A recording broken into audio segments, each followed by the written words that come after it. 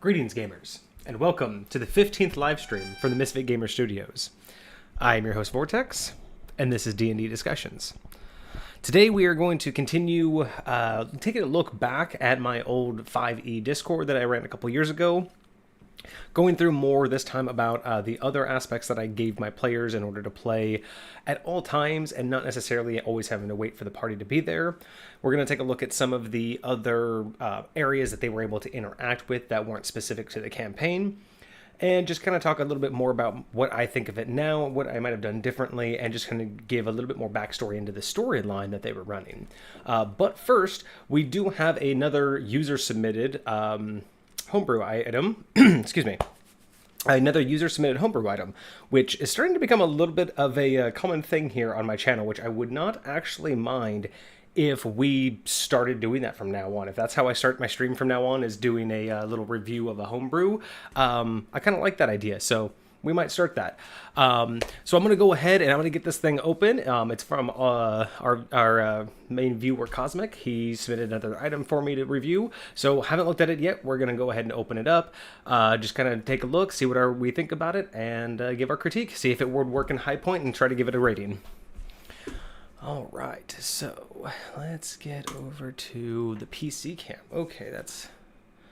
background's a little bright. I did get, I don't know if you guys can actually tell, I did get a light on this side a little bit. So I actually finally have a little bit more light coming off of this way, which I think is actually working. I think that's a benefit and an improvement. So we'll see how this goes. Yeah, last time we ended with DM questions. I don't know if I'm actually going to scroll through here when we get back to the Discord. Let me know if you guys are interested in actually seeing some of the questions that I got and seeing how I answered them as a DM.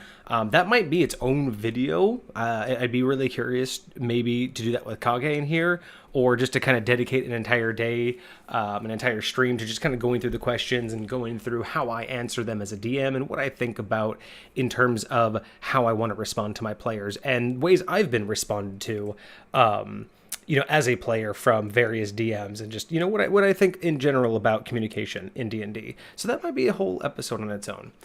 But let me go ahead and pull up, okay, camera, you're good. I didn't realize that I wasn't going to need light over here since I was going to have basically this, but I wasn't planning on having this bright thing. But let's go ahead and open this up, and this is another a viewer submitted item from Cosmic Purge, and let's see here. So we have the Shield of Inversion. It is a +1 cursed item. So let us go through this and see what we think and what we feel. Cosmic, are you here with us? Are you actually here for your review, or have you not joined yet? I know he says that it's kind of difficult to see when I'm on yet, so I still need to fix my main logo. I'm no artist. That's the logo you see is the one that I kind of created based off of a picture. Actually, I'll get that. I don't think I've actually shown this except if it was in the background, so I'll be right back. But yeah, the logo that y'all see in my welcome, might be right back. There we go. This logo that y'all see right here, I didn't actually design that. I'm actually not good at any kind of digital design, but I was able to take a picture and white screen it, or whatever that's called. See, I don't even know what that's called. I was able to make a picture like black and white and really saturate it so it kind of looks like a logo. But this image, I think I did the Gamer Studios. Or actually, did I do this one first? I don't even remember. It has been so long. Anyway, but basically, I should probably do it on this one too. I actually made this for the original podcast a long time ago.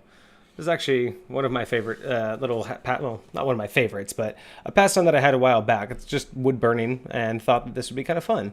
Came up with the idea, turning the, there we go, the M into a nondescript controller, and then of course ending out with the the mouse. I don't know. I thought it fit. I really liked it.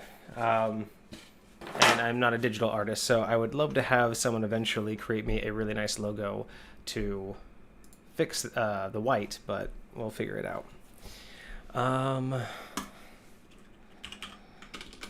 Let's see. All right. Well, I do have someone viewing. I'm going to assume that's Cosmic because he was here before the stream. So we're just going to go ahead and get on with this review. All right. Shield of Inversion, a +1 cursed item. The item type is a shield, semi-sentient. Semi-sentient, is that? Okay, hold on. First question. The weird things my mind comes up with. All right, Cosmic is in the chat. Thank God he's here for his own review. I'm really curious. Is there an actual definition, an official D&D definition of sentience? You say semi-sentient, and I just realized that is not a phrase I'm actually very familiar with, and I'm just now curious: is that something that you just worked in because it made sense, or is that actually like?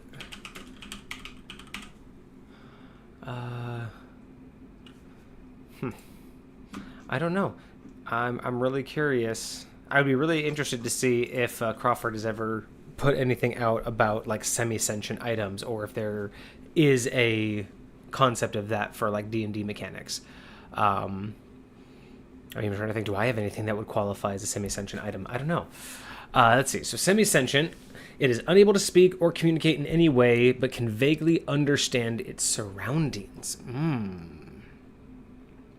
Interesting. So it understands its surroundings, has a vague sense of its surroundings, but has no communicatable ability. Okay. Interesting. Item rarity is uncommon. Okay. So not terribly rare.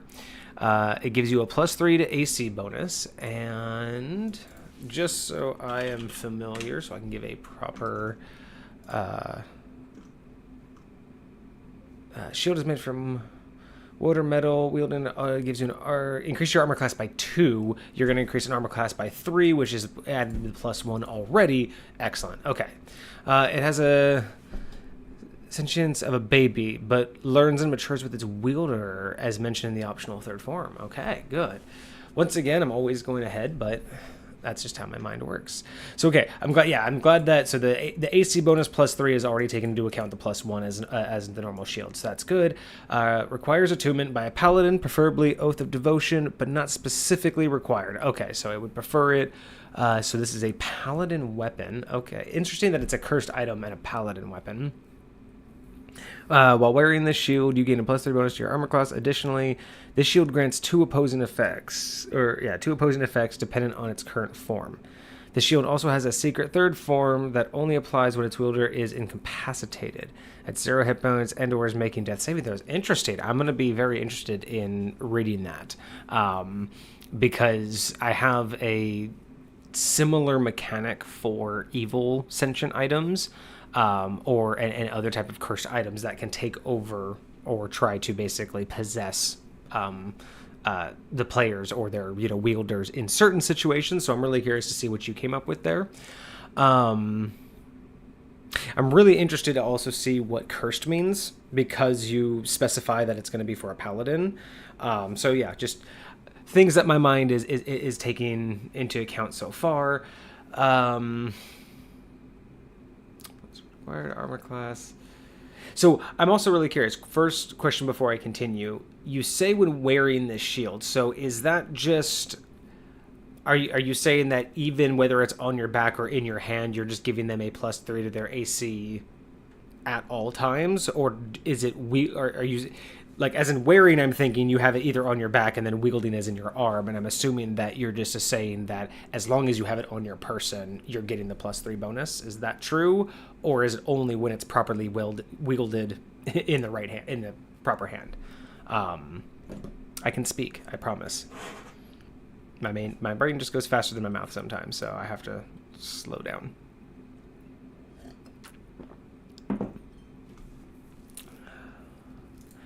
Okay, so when it's properly wielded in the armor. Okay, so properly okay, so that is just when it's properly used, you'll get your +3 bonus. It needs to be a paladin, and then we're going to get into the 2 opposing effects. depending on its current form. All right, so heart form, right side up. Okay, so you just going here, right side up, upside down. So when you're saying form, depending on its current form, you're talking about like the form in which it's being used, kind of like a stance or the way that it's currently being held. Because I assume like heart form right side up is when the shield is normal shaped and you're holding it right side up, so it's going to have that like point towards the bottom and the flat curve at the top. That's what my mind is thinking of. So I'm thinking form now as in like combat form. When an attack is blocked due to this shield, its wielder is healed for 1d6 plus their constitution modifier. When an attack is blocked due to the shield, in the event you have a negative modifier in your constitution, it is ignored to prevent negative total, so you should you roll low. Okay, gotcha. It then magically inverts to its spade form. While in the heart form, the face of the shield bears a cute baby face smile. Okay, that's adorable. Okay, so it has nothing to do with you wielding it. It is something akin to what is happening with the sword or with the shield. So as you wield it, it has its normal form. Once it successfully blocks, it will heal you, and then it will invert to its next form, which would be the spade, which would be the point up and then upside down. It's called spade form. It's playing cards to suit. Yeah, spade is just upside down heart, which is stem on the bottom. Yep, totally understand. It totally makes sense. Okay, interesting. So what do you constitute a blocked attack? Because normally when it comes to like AC, are you just thinking the next miss? Is it a role play feature? Do they have to specifically decide that they want to try to block? Like, is it just like, I want, like if the enemy misses and they say, hey, I want to have that miss be a block? Or do you have a specific mechanic that you're working with that indicates the difference between a miss on a roll, an attack roll versus a block on an attack roll? Just really, curious to where your mind's at with how do you determine when it's blocked. But okay, so it's an automatic. Yeah, so automatic, once it's blocked, it will give a 1d6 plus their constitution modifier. Hopefully that's not too early in the round, or hopefully they actually have damage, because that would just be kind of like kind of a waste. So once it flips upside down after it heals its wielder, when another attack is blocked, so again, once the attack is blocked due to the shield, its wielder takes 1d10 psychic damage from the shield itself. Okay. This damage cannot be resisted or reduced in any way. It then magically inverts to its heart form. While in the spade form, the shield's face bears an angry baby face, as if on the verge of a tantrum. Okay, so Cosmic, if your AC with this shield is 17 and 14 without it, and enemies roll of 14, 15, and 16 is when the shield blocks it. Oh, okay. So, gotcha. Okay, so because it's adding a +3, if it's within that specific +3 beyond the natural AC, that's considered blocked. Okay, not bad. That's actually kind of a legit way to do that. I think Kage would agree with you. That's actually really legit. I've never thought of it that way. I've never really done anything with shields, so it's not something that I've put a whole lot of thought into, but that's actually really nice. I like that. Yeah, I know. I can't really see anything. +3, so it's like, I mean, yeah, it's gonna be. You would have missed any. Yeah, you would have been hit anyway. So of course that makes the sheet. Yeah, okay. No, that works for me. And that okay. So that also okay. Yeah. So that really takes it down to it's only a +3. So that's jeez. I do math all day at work. I don't want to. So 15% chance. Okay, so you have a 15% chance of getting healed. Well, it will revert. You get a 1d6 plus your con modifier. 1d6. So a maximum of 6 at some point in the round. And then there's a 15% chance that you will take a d10. So at the best and worst case, you're out 6. No, you're out 4. At the worst case scenario, you're out 4, and at the best case scenario, you're up 5. Or no, sorry.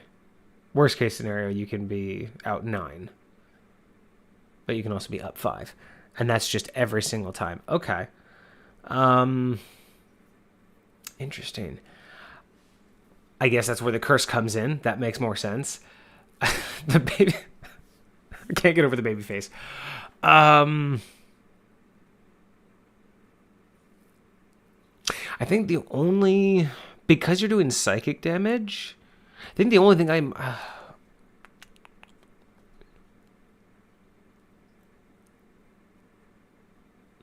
think the only thing I might change is the healing be temporary HP.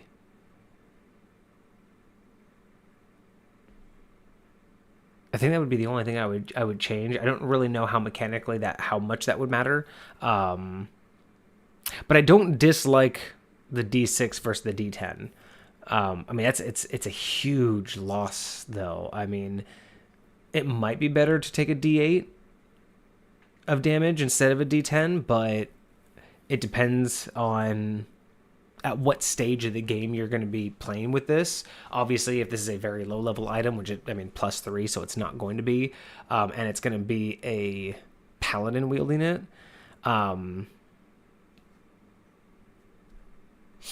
You know what? That's what I would do. No, I wouldn't change the damage. Keep the damage. I may or may not, I'd have to look into the specific difference in mechanic between giving you health and giving you temporary HP. I forget the exact difference of why that matters. I think it's just temporary HP just goes away eventually, which I guess because this is a paladin's thing, it would be basically like getting healed. So yeah, no, okay. So forget the temp HP, keep the damage at 10. What I would change, the only thing I would change is give the player the option. Because this is a paladin's weapon, I would say that make the AC bonus not automatic, make the AC bonus optional. So when, like in your example, if their AC is 14 and someone rolls a 15, they can actually basically choose to use the shields to block it like they would in battle. But if there's a strategic reason not to, and this might be for like after they find out what the ups and downs are of this, it may be worth giving them the option to strategically not use it. And, you know, you could say they could just not, equip it. But I think being able to have that option to strategically know when not to use it and take the hit from the enemy versus, like if it's late in the game and you're going to get hit, but you're at full HP already because someone else just healed you, it may not be worth it to flip it and then take a D10 this late in the game. So being able, and instead of having to drop it or unequip it and take that action, being able to just give them the option to not use it if it's within that specific 3, I think that would be the balance I would choose. But it's also a cursed item, so I mean, I don't really know how that works either in terms of their like compulsion to use it. Paladins have lay on hands so they can just heal themselves to make up for the damage the shield can do them. That's a cantrip, right?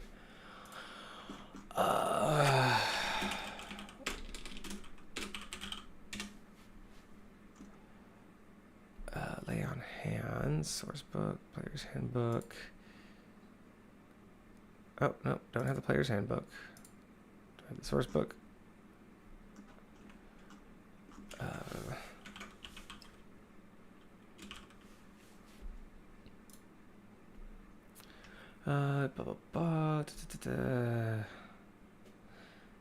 Pull power energy, long rest.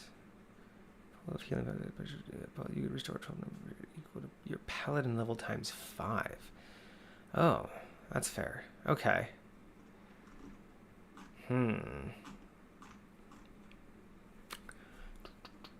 it's a feat. Okay. Spend 5 hit points from your pool of healing. To cure a target, you can move your multiple disease. Okay, this feature has no effect on it. Okay, so...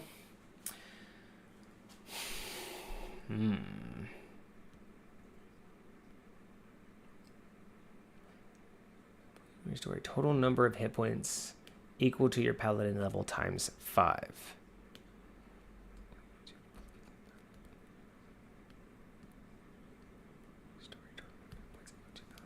Okay, so the pool is your paladin's level multiplied by 5. So it's a total number, and anytime you use Lay on Hands, you just dip into that pool, and that continuously just drains.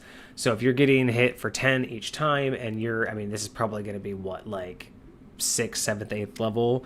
So, times 5. So, okay, so you're going to have like 40. So you could essentially go through, what, on a good day, 4 or 5 inversions on the shield with Lay on Hands. Like if that's all you were focused on and not your own party, you can go through 4 or 5 inversions. Yeah, that is true, but then that begs the question. I still have to read the third form, the tantrum form, but now I'm trying to wonder if... Well, no, I guess... So I'm trying to figure out now what would be the drive for the paladin, because yes, they have Lay on Hands to overcome the damage they're going to get. And that's I'll also, hang on.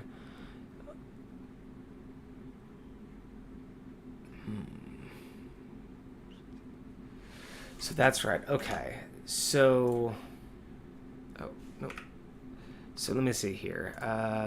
You can use Lay on Hands to replenish the damage that you've done, but that would take you out of the combat as a healer or as a healing option, which kind of makes sense for the balance of it. But then my question is, since the 1d6 and your Lay on Hands, your Lay on Hands alone can overcome the damage, so the 1d6 isn't as beneficial as the 1d10 is a negative to combat, because it is taking away your Lay on Hands from the team. So is the extra +1 to AC essentially, compared to a regular shield, is that extra +1 worth having to essentially use your Lay on Hands for yourself and maybe get a 1d6 every other round? I'm trying to think. I'm trying to run that through a battle and see, like, is that +1 to 8, or that extra +1 to AC really giving the paladin enough? Maybe a favor for their god or something, like take care of my child. The material realm, it takes a form of Oh, that putting it into a story would be ridiculous. That would be absolutely ridiculous. Yeah. Let's see. Lay on Hands is not the spell specific. It's a divine type of healing. It's not technically a spell, more like a class feature ability. Right. So it's more like an innate ability that they can just do. It's more about, for me, it's all about just at least for High Point. Putting it in High Point, it would really come just down to what would be the motivation, because once with it being a cursed item, if it's like normal cursed items where you pick it up and then it's stuck to you, like you can't put it down or you have a compulsion not to put it down, then it kind of more makes sense once they figure out what the ups and downs are. Then it's going to be kind of more of a roleplay thing. But after that point, if it's not really specific to being forced to be held, I'm just really curious, because even then they can go and try to get it, uncursed and get it off of them. But are you trying to make it tempting enough for them to want to hold, or is it meant to just be a good, bad, like hole in the road for the campaign, to just for that something else for them to, get over? That makes sense. Getting defensive, have a new meeting. Getting defensive, definitely a new meeting. Well, let's see what the tantrum form is too, because again, being a cursed item, it's really, I would change a little bit of it to make it fit high point, but I do like the back and forth flipping. I do like the idea of being able to take the damage and the healing. Yeah, with lay on hands, it does make that a little bit different, but I still think my only major change would still be adding the ability for the paladin to not use the shield. Like, again, and maybe that would just be because of the size of the shield. Maybe I would make this more like a buckler, and that way they could much more easily choose not to use it or when to use it. But let's go on to the third form. And I think you originally had said that if the third form and its effects are scrapped, so it can be semi-sentient, and then it'd just be a curse +1 shield. Okay, so not really sure, because you say you may have gotten carried away with the third form, so it may or may not be able to be used, or it could be ignored. So let's see what Tantrum Form's all about. Tantrum Form, round, stuck between the two forms. If its wielder is incapacitated at 0 hit points and or is making death saving throws, the shield emits a loud cry in confusion and frustration, crying and creating a puddle of tears around the wielder. This can serve as a drowning hazard if it goes on for too long, especially in an enclosed space. The shrieks and cries can be heard loudly in all directions in a 100-foot range. Similar to thunderclap, but as a cry rather than a thunderous bang. All creatures within that area are automatically fail concentration checks. I like that. To maintain the effect of any spell they were concentrating on. Party included. For the cry's duration, all creatures in the area that can hear have disadvantage on attack rolls. So for the cry's duration, all creatures in the area that can hear it, so the 100 radius, disadvantage on attack rolls, saving throws, and ability checks. Okay, totally understand, especially with concentration being broken and it being like thunder. Yeah, no, totally understand that. Since an unconscious creature cannot hear, the cry does not apply to their deaths. Okay, yeah, makes sense, doesn't it? Yeah, that's understandable. Even if it's a creature other than the wielder, right? So anybody currently unconscious, or for any, I guess, roleplay reasons, can't hear. I mean, if you have a deaf character, but yeah, okay.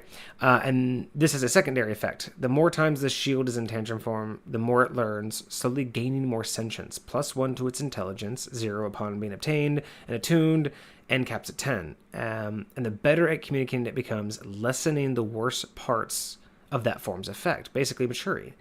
Each +1 to its intelligence is equivalent to 2 months of child's growth in their maturity. So, okay. So the tantrum will go from less pure, like pure, I'm just trying to think of what's a good word for that. But okay, so it just goes from noise and affecting everybody on the battlefield to it will be more intelligent, more understandable. Won't be necessarily like full-on intelligent, basically capping out at 10. So you're going to be basically average peasant intelligence, but you're going to be able to speak, you're going to be able to do words, you're going to be able to focus more. So I'm kind of almost getting like Vicious Mockery vibes, where eventually when it gets to level 10, its tantrum is it more focusing all of that energy on the enemies and maybe not on the team. That's interesting, and especially that you have it. I find it interesting that you have it in tantrum form is when it gets that +1. Like that's. It does make a lot more sense. I like that, especially if it's like a hidden ability that the players don't know about. So every time it goes to tantrum form, and that's only when the wielder goes unconscious.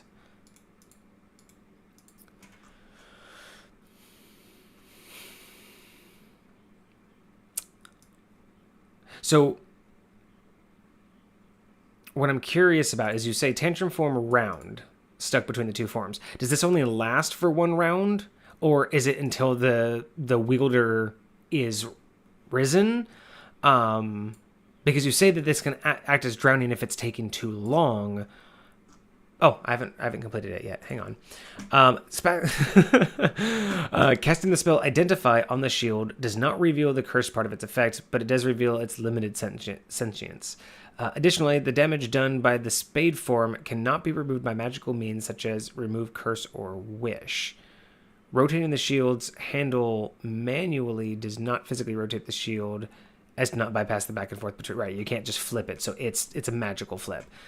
If your armor class is 14 and the shield makes it 17, the opponents that roll 14, 15, 16 to hit you causes this item to activate. Okay, that's what you were saying in chat.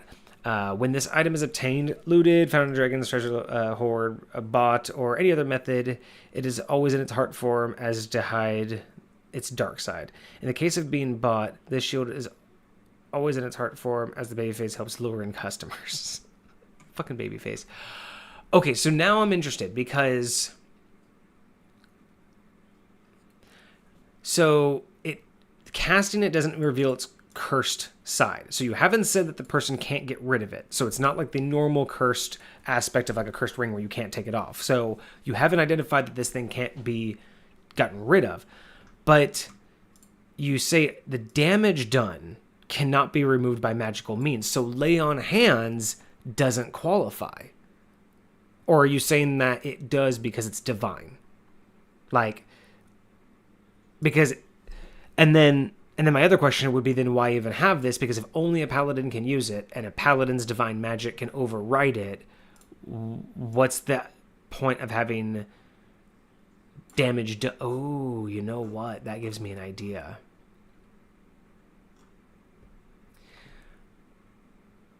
Oh, okay. I know what I would change. Tantrum lasts until the wielder is recovered or awoken. Oof, that's rough. Because the longer you wait to revive them, the harder it's going to be to get to them. Because depending, like you said, where you are, that could make difficult terrain. It could start to drown. Oh my god, that's interesting. That is kind of cursed. that is kind of cursed. But okay, so yeah, so if the person can get rid of it and the curse is damage, and you can't undo the damage with magical abilities, that means it's like permanent damage. Like when they take that psychic damage, I mean, I'm assuming that's not like to their total cap, like their max HP. But I'm just really curious what this means. The damage done in spade form can't be removed. But this does give me inspiration to how I could make this better fit High Point. Not only would I add the ability to choose whether or not it would work during the 3-point difference of AC. Not only would I just add the option for the paladin to change that. What I think I would change is in spade form. So when it in heart form, when it does its job, it gives a D6 plus the con mod to the wielder. I say in spade form, what it should do is when it blocks, it should deal 1d10 psychic damage or 1d10 like radiant damage to the attacking enemy, and the wielder takes, say, 10% of that as psychic damage or as like permanent psychic damage to their max AP until they can do certain things like get blessed or go to their church, something that would allow them to alleviate their max HP cap.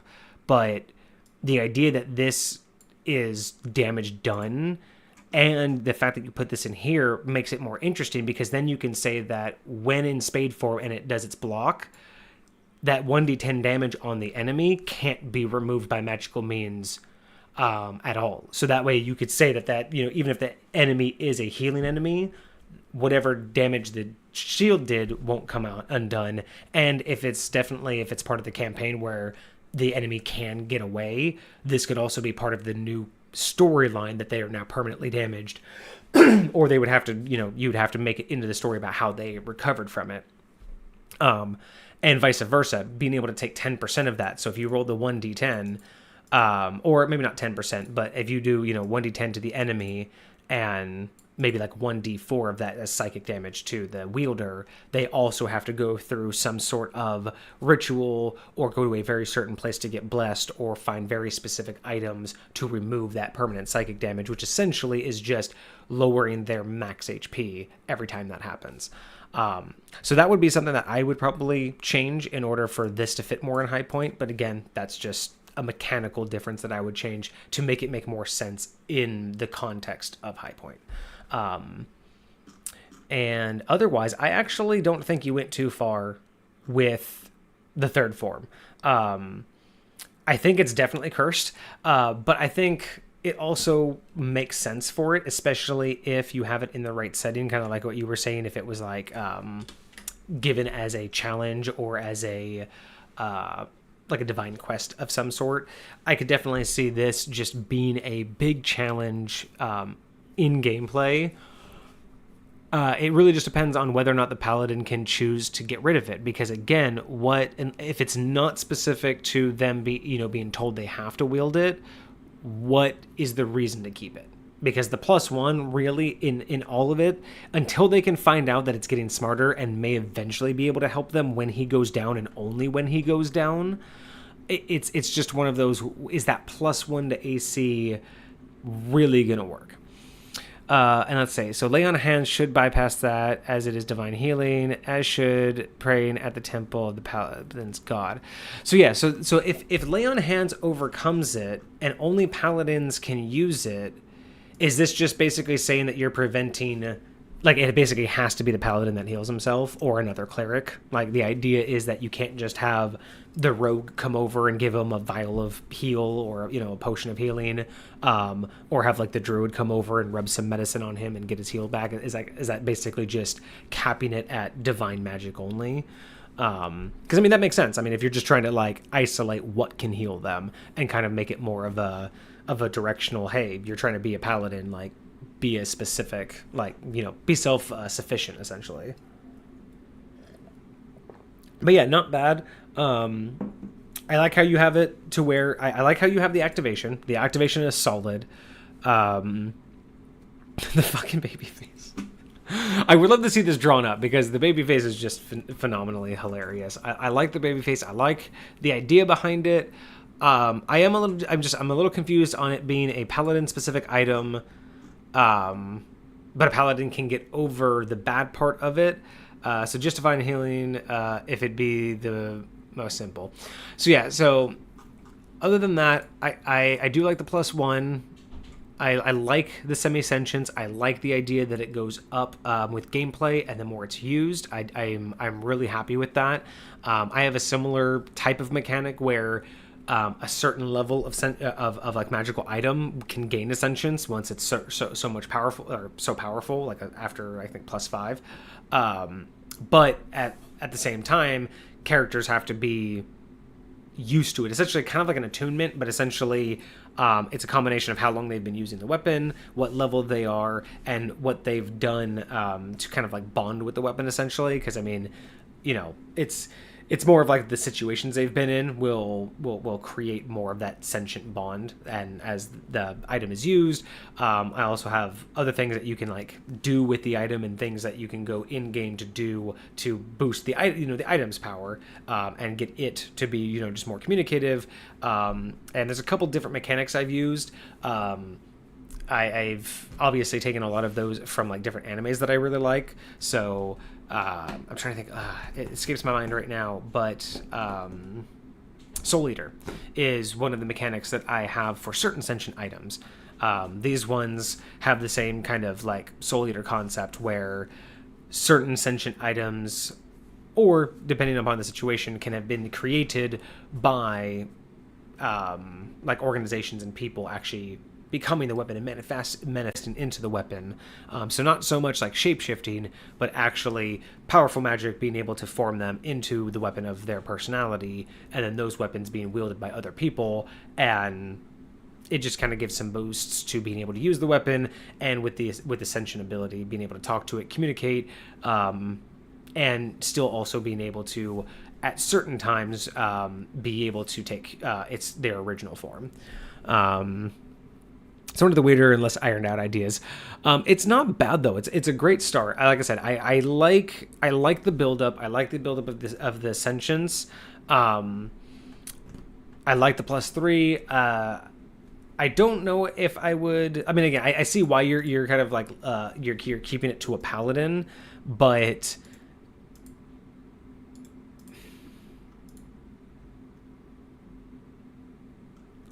just trying to think here, like, because you say, it's like, I know that you can find it and everything, but what happens if a paladin doesn't? Okay, so essentially, is it just a +2, like a normal shield, if it's not a paladin that doesn't attune to it? Does it just become a +2 shield and nothing else happens? Because that's the other thing, is how do you find out that a paladin needs to do it? Especially if it's an uncommon item. It'd be more interesting that... I mean, again, unless the baby face and everything is specific, like you were saying, to the Oath of Devotion, and if there is a certain way that you're connecting that in your game and in your lore, that makes more sense, that people would know it's from that church, and it's mostly made for their paladins. So that could also be another thing. But yeah, I do like the setup. I like the setup of the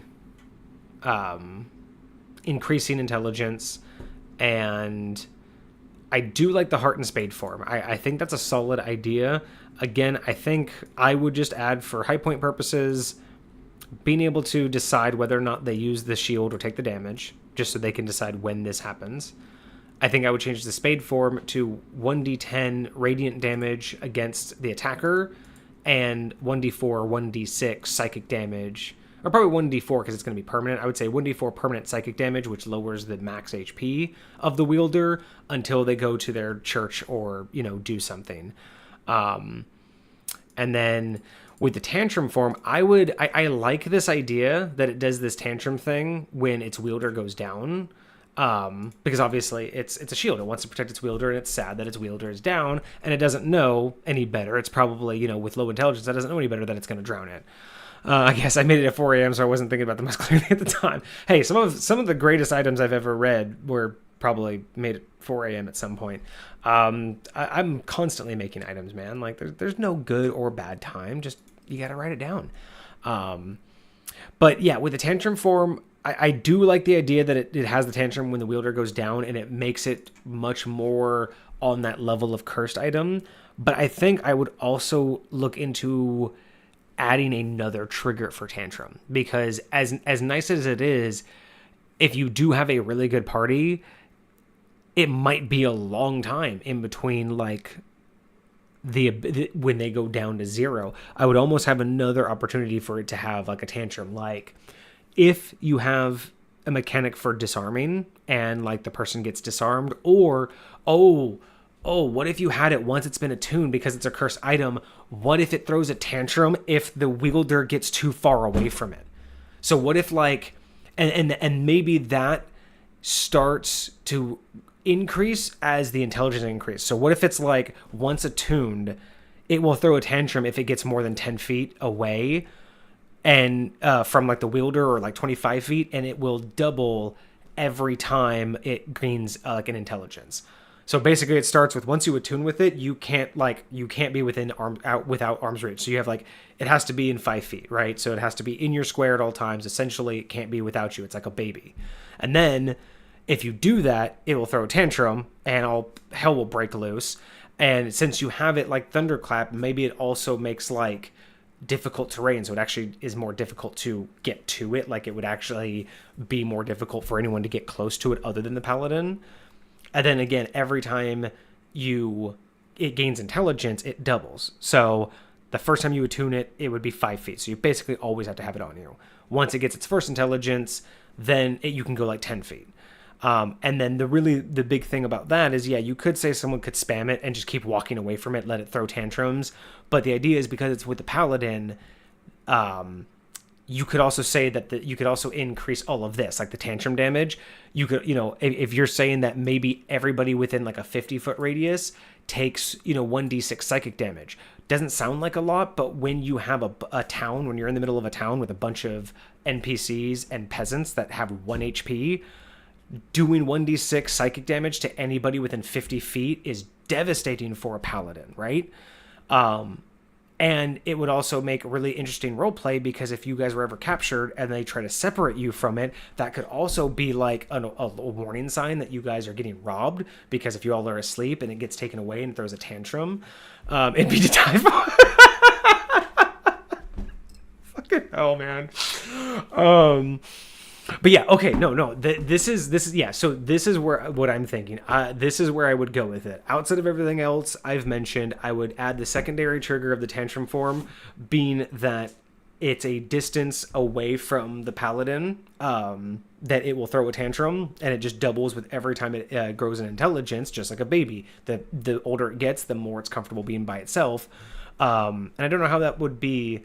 If you did that with starting at 5 feet, so it'd be like 5 feet, next intelligence 10 feet, then 20, then 40. So yeah, it would get pretty far, and then you could say once it's at like a 10, you can go up to a mile without it or something like that. But you can also say that the higher the intelligence, the better you are at knowing where it is. So at 0, you only know where it is when it's within 5 feet, and then again, every time it increases, your understanding of where it is equal to its tantrum radius. So let's say at level, at 10, maybe it's up to a mile. You give it finally at, intelligence 10 a mile, but as long as you're within a mile, you know exactly where it is.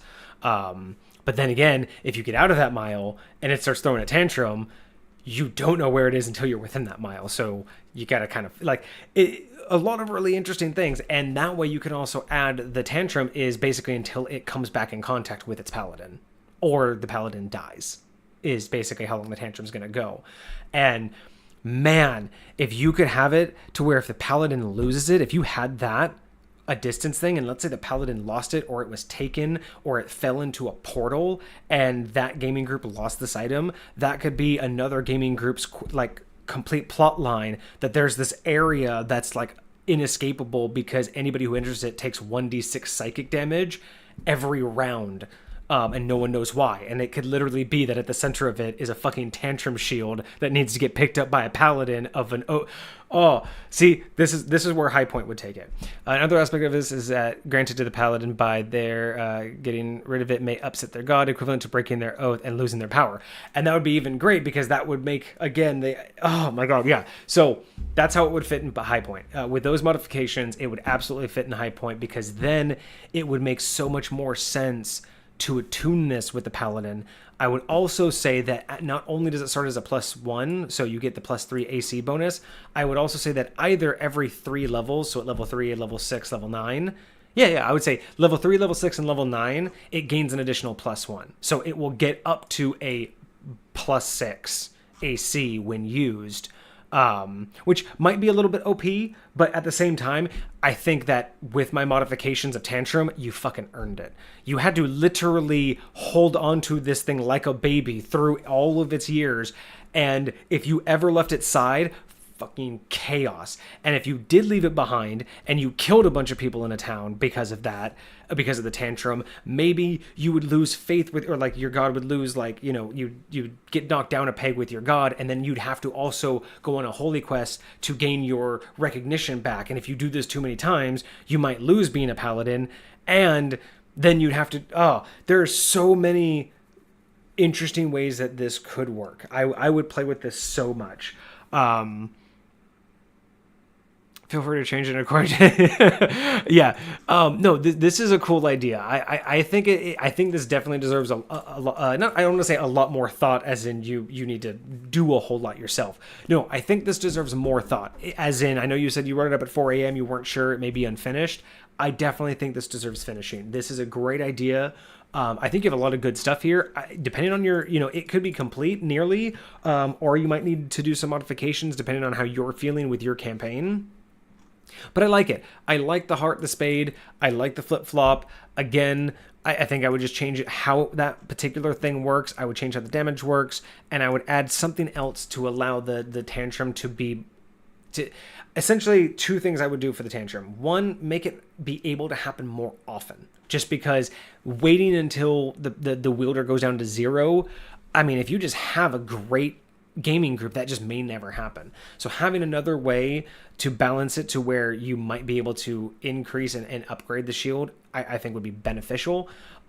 Also, on top of that, being able to have another reason, again, because of that, because the attunement and the curse, if you had it to where, again, the distance the paladin can be away from the shield is tied to the intelligence, it's also brings full circle why it's cursed and why they can't get rid of it, because they know if they leave it behind, they are going to kill people. Like, flat out, this is a paladin knows that if this item is left behind now that they've attuned with it, it's basically like a child. And maybe they could, after they attune with it, maybe they learn all of this, or at least maybe they understand that they can't give up this item until it reaches a certain intelligence. So maybe it doesn't have to reach level 10 of intelligence, right? Maybe they don't have to go through all of that, but maybe they get a message from their god, a dream from their god, or maybe after like level 3 intelligence, they get something from the shield itself. But maybe it's a challenge, like you were saying. Maybe it's like a challenge from their divine that says, hey, you are cursed with this shield until it reaches intelligence level 6 or 4 or 8. And at that point, you can choose to give it up. Or maybe that's like level 5. Like, you can reach level 5 with this shield, right? Get it to level 5 and you can choose to give it up. And by giving it up, you can give it to the church or give it to another paladin of your faith. But basically, you can then pass it on. And like you said before, it will revert back to its original form, 0 in heart form, and start the process all over. And maybe the idea is that experience will then go to the divine, and then maybe you'll get a small boon because you gave all of that experience to your god, and it's kind of good for them. But if you don't choose to do that, you can say, no, I'm going to keep this, but then you're locked in to make sure it gets to level 10. Like, you're locked in to be like, hey, you can't give up your baby now. Now you got to make sure that it lives all the way until intelligence 10, and then it does, and then finally when you do that, maybe you get your final like holy quest from the god, and they say, hey, now that it's finally at level 10, you have to make a holy pilgrimage to like the big temple or the big place of, my worship, and return it there and essentially sacrifice it to me. And that could be a whole ordeal, because not only did they make it to intelligence level 5 with this thing, went through all those trials and tribulations, decided to keep it, knew that their whole goal was to create it to level 10, and now they have to go give it up. Like, their god told them, you have to give this back after all of that. And it's like, again, it's kind of like that parent mentality, that whole thing of like, you had all of these trials and tribulations, but you learned to love it, you wanted it, and now you have to give it up. Now you have to just like a parent. And I think that would tie all of this in, especially with the baby face and all of that. I also would tie in a small detail that the baby face also ages as the intelligence gets older. I think that would also be kind of interesting. I like the bottom IP, or if it's in the shop, the baby face lures in customers, especially if the NPCs that want to be a parent. Oh yeah. I would even say like it has like an AoE if you're gonna do that, to where like it like not creepily, but like almost like cries like a baby, or like not cries, but like laughs like a baby, and it can only be perceived by people who essentially like almost like subconsciously want children, especially like paladins who want children. Maybe it just like gets their attention. But yeah, those are my thoughts on it. I think it's a solid idea. I think I would revamp it myself to make it fit High Point more, but it's a solid idea. So yeah, so overall, Shield of Inversion, I'm going to give that a solid 6 out of 10 high points. A little bit of modification in order for me to bring it over, but it does inspire me. It does give me some really interesting ideas. I really like this idea of rolling with a paladin kind of like story item, something that has nothing to do with the main campaign. But I don't know if you were here or if you've seen my other videos, if you've gone back on any of them, but there was a video I did where I was talking about how to work with your characters more as a DM, in terms of not sometimes you get too big of a party and people can't show up. And a lot of DMs revert to the, well, if we can't have everybody here, we can't play. And I don't necessarily like that mindset. It's just not one that I really experienced early on. I had a really good DM who was very, very good at making sure everybody was able to play when they wanted. So whether that was multiple characters or in-game reasons why you could be gaming without the players. Like, again, if we weren't in the middle of anything and we were in a town, I can go walk around the town without my party. Like, you do that with your friends at the mall. You just walk away, go check out a store, and then meet back up with them. Easy peasy. And then if we are in combat, there's dream sequences. There's, like if we're just on the road, there's, just talking with an NPC at a campfire. There's so many different ways that you can do these one-on-one engaging side options. And one thing I really liked about doing that, and one thing I took from that and bring to my players, is giving players not just the big campaign and the big plot, but I love instilling my players with their personal agendas. And that doesn't necessarily mean that it's against the other players or that they're going to do anything nefarious, but giving everybody their own personal agenda on top of the party's agenda, I think is really important to bring players and their character together. And it gives them something to strive for, that's more personal, so they get more gratification when they achieve their own goals. And it adds a lot more dynamic gameplay, because if you have a party that's just working for the same goal, that's great, but they're all going to do what's necessary for that goal. But if you have different players who have different personal motivations, yes, they all want to get the main goal done, right? They all want to stop the BBEG, or they all want to make sure that they get this item back. But you could have one person who is really, really passionate about a personal vendetta, and that's their side gig, and they may mess up the party's plans a couple times because they're overzealous and go out of their way to do something that ruins the plans.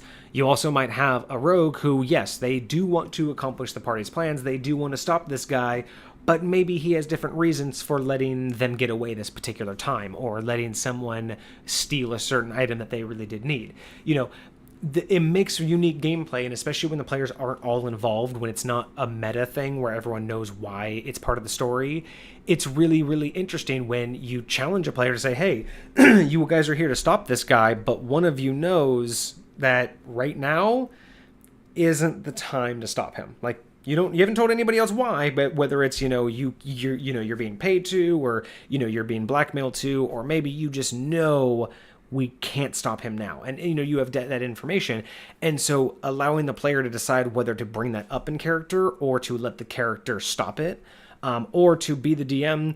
And again, you don't want to I don't like railroading, but sometimes you can let the storyline play out to where you give that particular player a slight more advantage or an opportunity to make that decision and see where they roll with it, because it's a lot more fun that way. And again, it adds a lot more dynamic gameplay.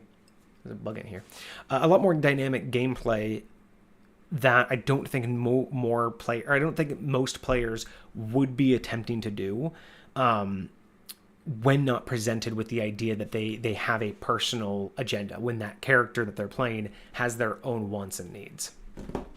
So, but yeah, I think that adding a few things to this would add to that greatly, would add to that personal need for that paladin to make certain decisions. And I really do like this idea of the flip-flop. I like the idea of the tantrum mode. I just think I would you say you went too far, I would go further. But yeah, no, fantastic. It inspires me to make more items that are quest-based, that are individual quest-based, because, again, not everybody knows how to make their character have a side interest or have a new agenda. So having items like this definitely offer more opportunity for people to be like, hey, I have something important, guys. I can't go and I have this baby I gotta, take care of. I can't leave him behind. I always have to have him on me. Because that could be a hard thing. Let's say you guys have a big meeting and all weapons and armor have to be left at the door, and dude can't leave his shield behind, otherwise everybody dies. So, a lot of really interesting things can happen, I mean, you could, there's a lot of fascinating aspects to this, and it does inspire me to make more similar items. So thank you for that. Always liking this. I definitely, I think I would love to do this. It would be great if I could get enough backlog of like viewer created items, and do this like as the start of every stream. Is just take an item from that someone's made, give it a quick review, and then move on to the topic at hand. And wow, that actually took us to an hour. That's fantastic. I did not expect it to take that long. All right, well, excellent. Thank you so much for sharing. I think with that, we are going to now move over to the Discord here. So yeah, we are going to go ahead and continue with going through the various options that the players had, whether they could play with me live or whether they did it on their own time.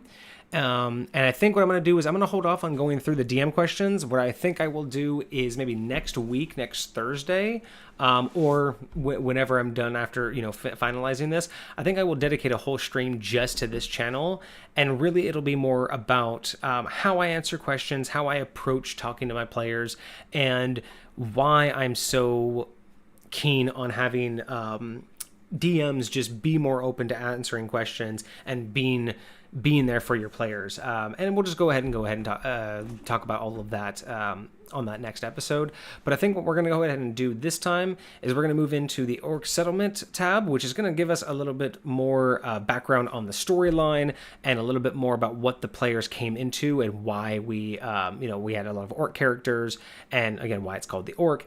Basically, this will kind of give the backstory for all of that. And if we still have time, we will go into the activities, the shops, and the how I ran in-game stuff, but we'll see what the next hour takes.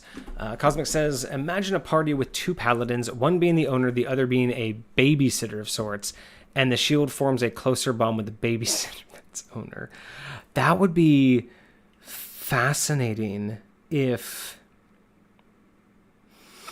you had two paladins that were tasked to take care of it, and that's like they both attuned with it, so it had to be in either of their care. But so taking that idea, God, this is what you people do to me. So taking that idea, I would say that if you had two paladins that were tasked to take care of it, the idea is that they would both attune, and the distance tantrum thing would be required by one or the other, not both. So one of them would always have to be within that distance of it. But what would be really interesting is I would make a percentile roll. If it like as it decided to, which one it liked, it would be like percentile rolls to figure out which one it liked every time one of them took control of it. So I would have things like whoever was controlling it in battle, who took the most damage or had to use it the most, maybe it doesn't like them as much, or the one that doesn't interact with it doesn't like as much. So I would do things like that to make it have a like or dislike. And then what I would do is every day, at the start of every day, when the two would decide like who's going to take it for the day, or if, depending on how the paladins are doing it, but at the start of every day, I would make a percentile roll to figure out who the shield wants to go with. And I don't know what I would do in terms of I don't know if I would say that Tantrum would start if it doesn't go with the one it wants, but it would be interesting to see, especially the more intelligent it got, if it had a preference. That would be really interesting gameplay. Emotional synergy. Absolutely. Let me see here. All right, I'm out of water. And this has been a lot of talking for me. I don't usually talk this much during the week. I usually just look at a computer all day. So I'm going to be right back.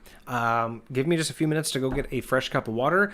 And then we are going to start with the Orc Settlement tab and talk about basically the backstory about what they were gaming with.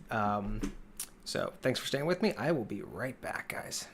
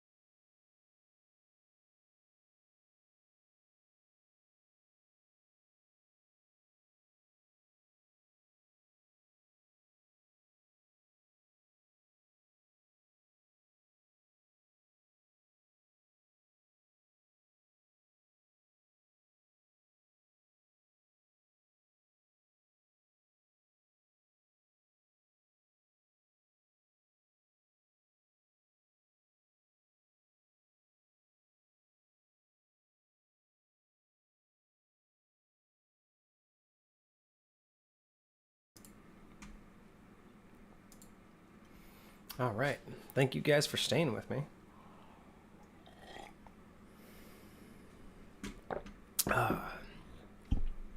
No, hang on one second. I gotta go deal with my cat.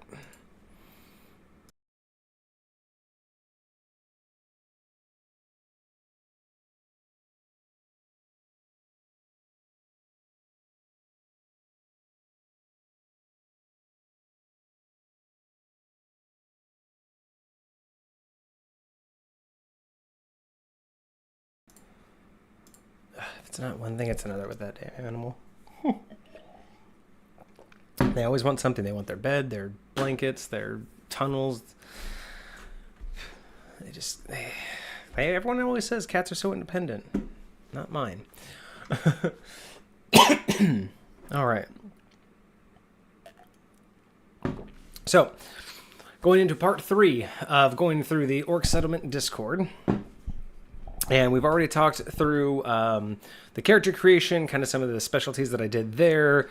We talked through all of the characters, the house rules. Didn't really go through the player's lounge because, again, that's basically just the Discord talk, and I was afraid to scroll through there because I don't have an official not safe for work one. That was basically our not safe for work zone. So we're not going to go do that on Twitch because this is Twitch and YouTube, and I'm not monetized yet. But eventually I'd like to be someday, and I really don't want that coming back to me. So we're just going to not go through that one. But the DM questions will be safe next time. All right, so let us go down to the Orc Settlement here. Let's see, where should we start? Well, I thought I had just a basic description of the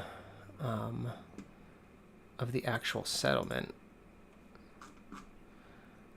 Okay, so we'll just start here. So the settlement status page. So this was a page that was all the Orc Settlement stuff was accessible to everybody. And essentially this was my way of letting them have more access to the development of the world around them and not just being interacting with it. So one thing that I really enjoy at later levels of gaming and at higher gameplays with gaming groups is being able to actually have an effect on the world outside of just, defeating enemies and discovering places and talking to people. And that's why I like the open world aspect more, because I feel like you get more opportunity to have those experiences and be able to build. So this was my attempt at showing these gamers, these players of mine, because they haven't really done much. Well, my wife has, and Kage hasn't gotten there yet, so this was his first introduction to it, as well as the other players. So the settlement wasn't just a background for them, it wasn't just their setting, it was a living, breathing place that they were going to be able to affect. So the settlement status here was a way for them to be able to track where they started and where they're going to go. So they have their tribe, and currently it's, the tribe at the settlement is the Riverwalkers, and that was really important, especially we'll get into that a little bit later, but with Cindy's character, for instance, we had wrote back when we talked about her character that she was a hideback, and that they were from a region to the north of where this encampment currently is. And that's actually something that I haven't really talked about much, but I've made small mention of it. It's something that I really like to do. And I actually have a player that called me out on it at one point, not called me out in a bad way, but actually just happened to mention it in a way that I hadn't really thought of before, because they just basically pointed out something that I do that I haven't seen a lot of DMs do, and they pointed out that they have never experienced with a DM. And it is something that, I don't think a lot of DMs really look at doing unless they're doing pre-gen characters or really, really deep pre-gen campaigns with backstories. I don't see everyone doing this, and this is something that I love to do, but it's taking my players and the characters and adding them into the story. It's not like here is a story that you get to play through. I really like to put it as this is a story that you are living in. So it's a place that you have lived in. So the player that I had is actually in the other Discord server that is connected to this one. It's another settlement That's not too far from this one. The idea was that players would eventually be able to travel between the two as if they're locations. So whichever Discord you were interacting in would be where your character was, and then you'd be locked away from being able to do things in the other Discord for the time being.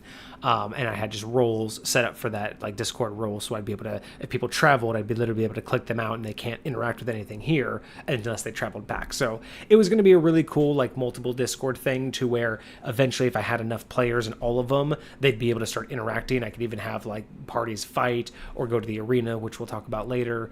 And yeah, it was just a really cool idea that I had to just interconnect different locations, and basically, instead of having it all in one Discord, have different main locations have their own Discord, and then be able to have players move between them. And all I had to do was, they would just, be in all of the Discords, and I would just assign roles, and the roles would dictate what they could interact with.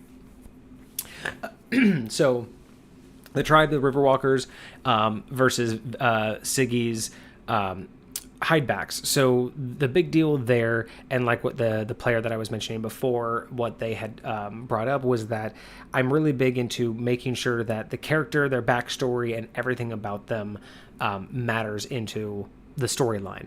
So with Siggy's backstory, she had written that she wanted to have basically been chased away from her or had a bad traumatic experience with her previous tribe, and then she left, and now she's here.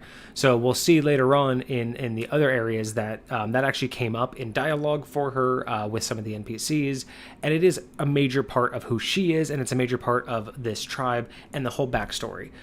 The other character that mentioned it, they were a new gamer of mine. I only have known them on Discord, but they started gaming with us, and they had created this cool backstory, and it's this cool character. And so I had let them actually know that, because they had created this Warforged, and it was a cool character, but they wanted to write this awesome backstory where they were creating this new unique item. Like, he used to be an alchemist, or not an alchemist. What's the one? Artificer. And he had created this new unique item with his buddy, and they failed, and the item blew up, and he just incinerated his body. But through kind of almost like a Mr. Manhattan situation and a few other things, his like spirit didn't go anywhere because of the magic that was in the item they were creating that exploded.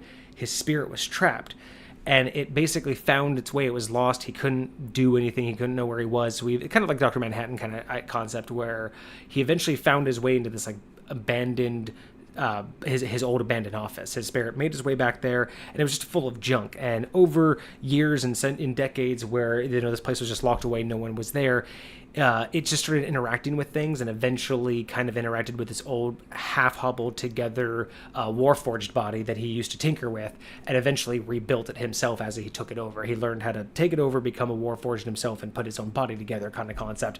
I loved it. It was so cool.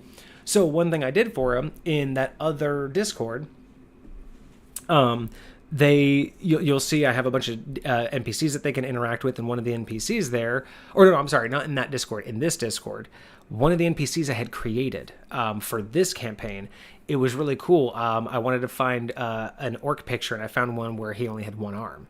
So I made that the blacksmith here. And I had this whole cool backstory about that he lost his arm in an accident, trying to create a really cool item, and that's kind of where I left it. But it was just going to be something, if anybody wanted to look into NPCs, I had a launching point to talk about his backstory. And later on, we created the other Discord. That other person came in, and they just wanted to create this character, and they wanted this backstory where he blew up and turned into a thing, like 10, 15 years later, he was a Warforged. And that just perfectly was like, hey, that's a great story for this other person. So I told him, I'm like, hey, remember that, that explosion that happened that created it? By the way, here's some NPCs. And I told him about this other NPC, and he was just like really taken aback. He was like, wait, that actually happened? And I'm like, what do you mean? Because I was like, you said you died in an explosion, right? He's like, yeah, like I know that's my backstory. Like he was just like, yeah, I know that's like my backstory, but that actually happened. Like that's actually a thing that's now in your realm. Like there's NPCs that also witness it. I'm like, well, yeah, that's how it works. Like you created that, and I found a place where it perfectly fit, and it also just happened to jive with another NPC of mine.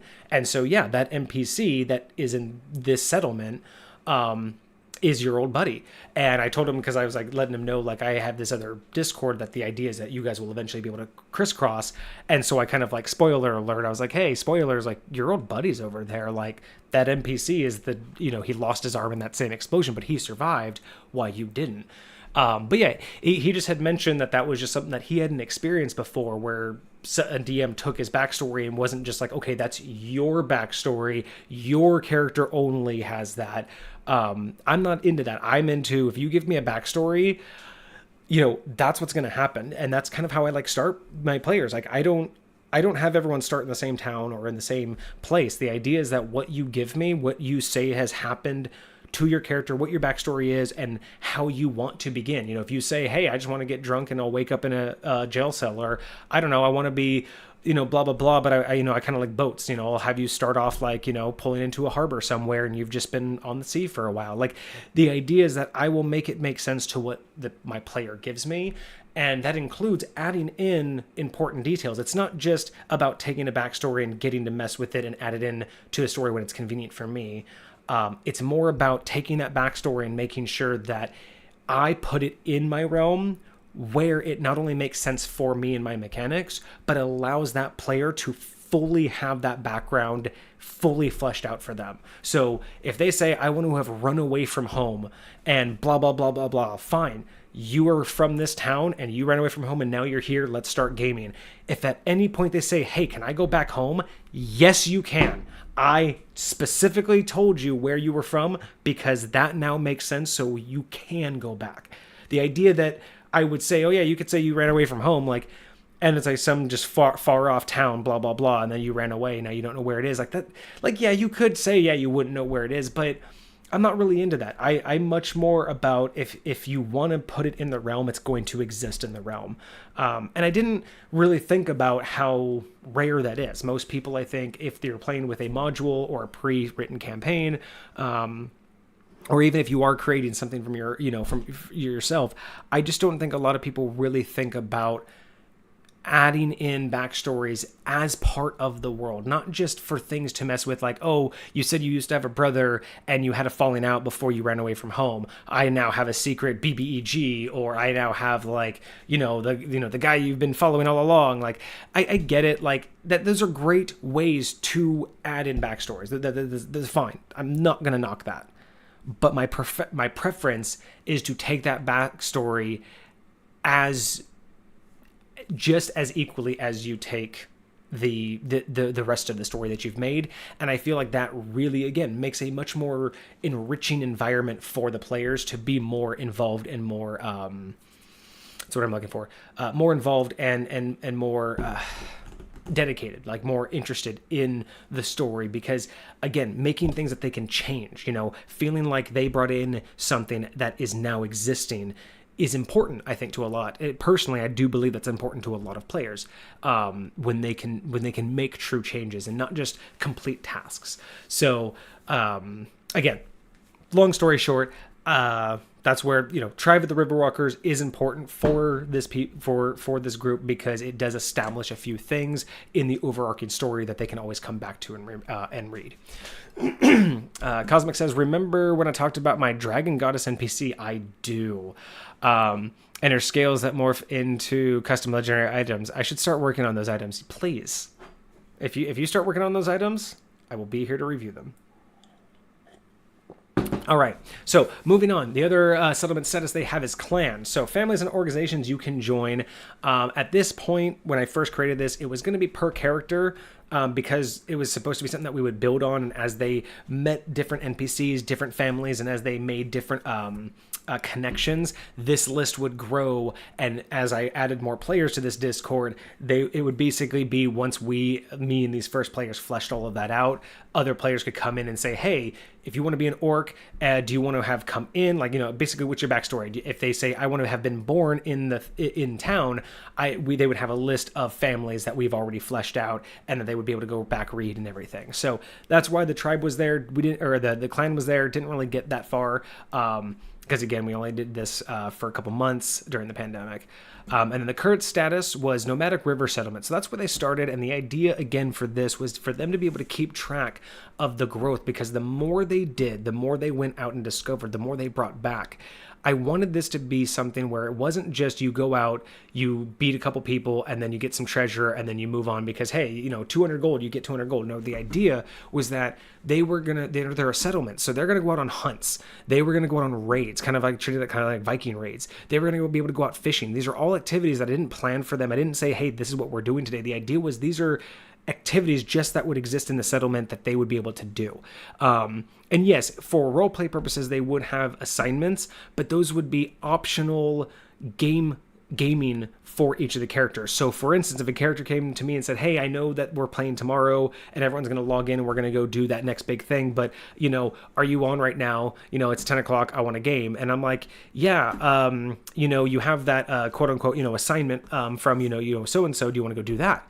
And again, whether they do it or not, if they don't do it, those things would be done in the background. It's role play. It's the idea that when we're not gaming in between, you're doing these things inside the settlement. You're growing the settlement. And when you go out on raids and bring back a bunch of gold and things that you can't use, it goes to the settlement. The settlement then does things with it, like trade it or make new stuff, and then it will grow. And then the idea is that they can go take over towns. Like if they found certain towns, they'd be able to go and raid, take prisoners, or have people just come and join. They might be able to find traveling people, and instead of just kill them outright, because again, in my realm, everyone's interactable. So you can come across people and just immediately start a fight, which it's unfortunate when you have players that just assume everything's a fight.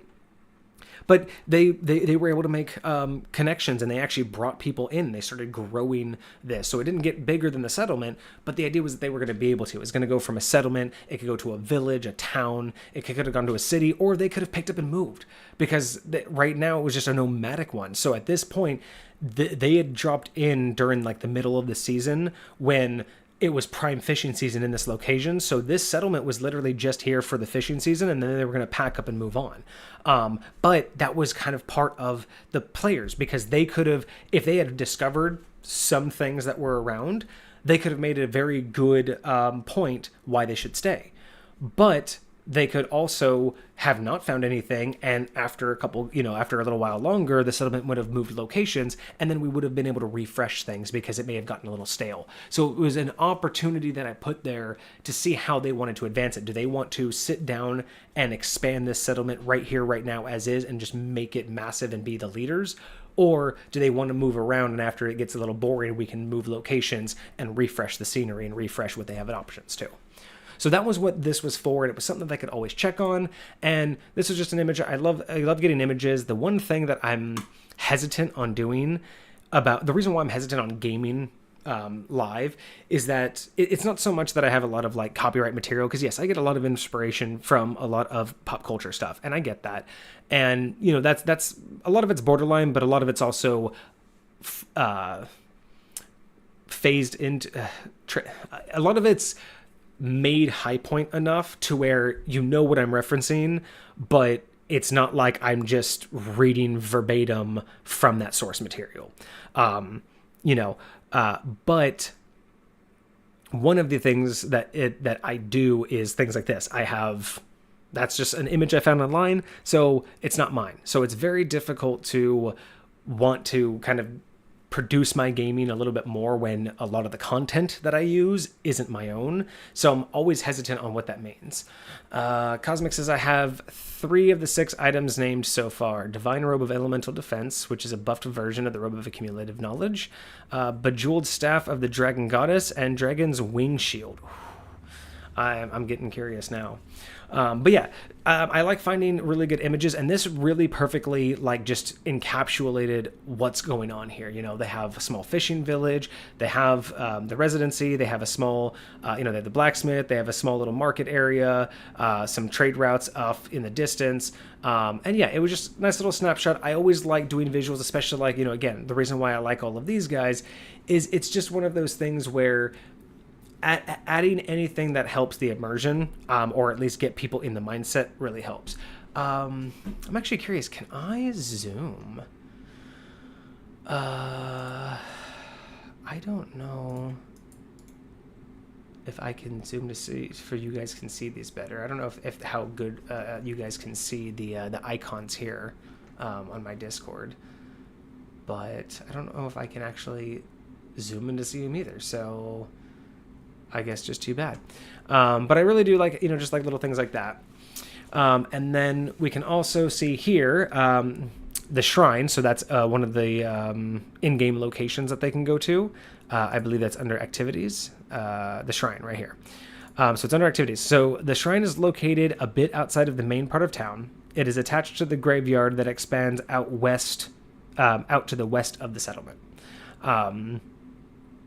This is not their graveyard because I haven't been here long enough. Again, nomadic settlement.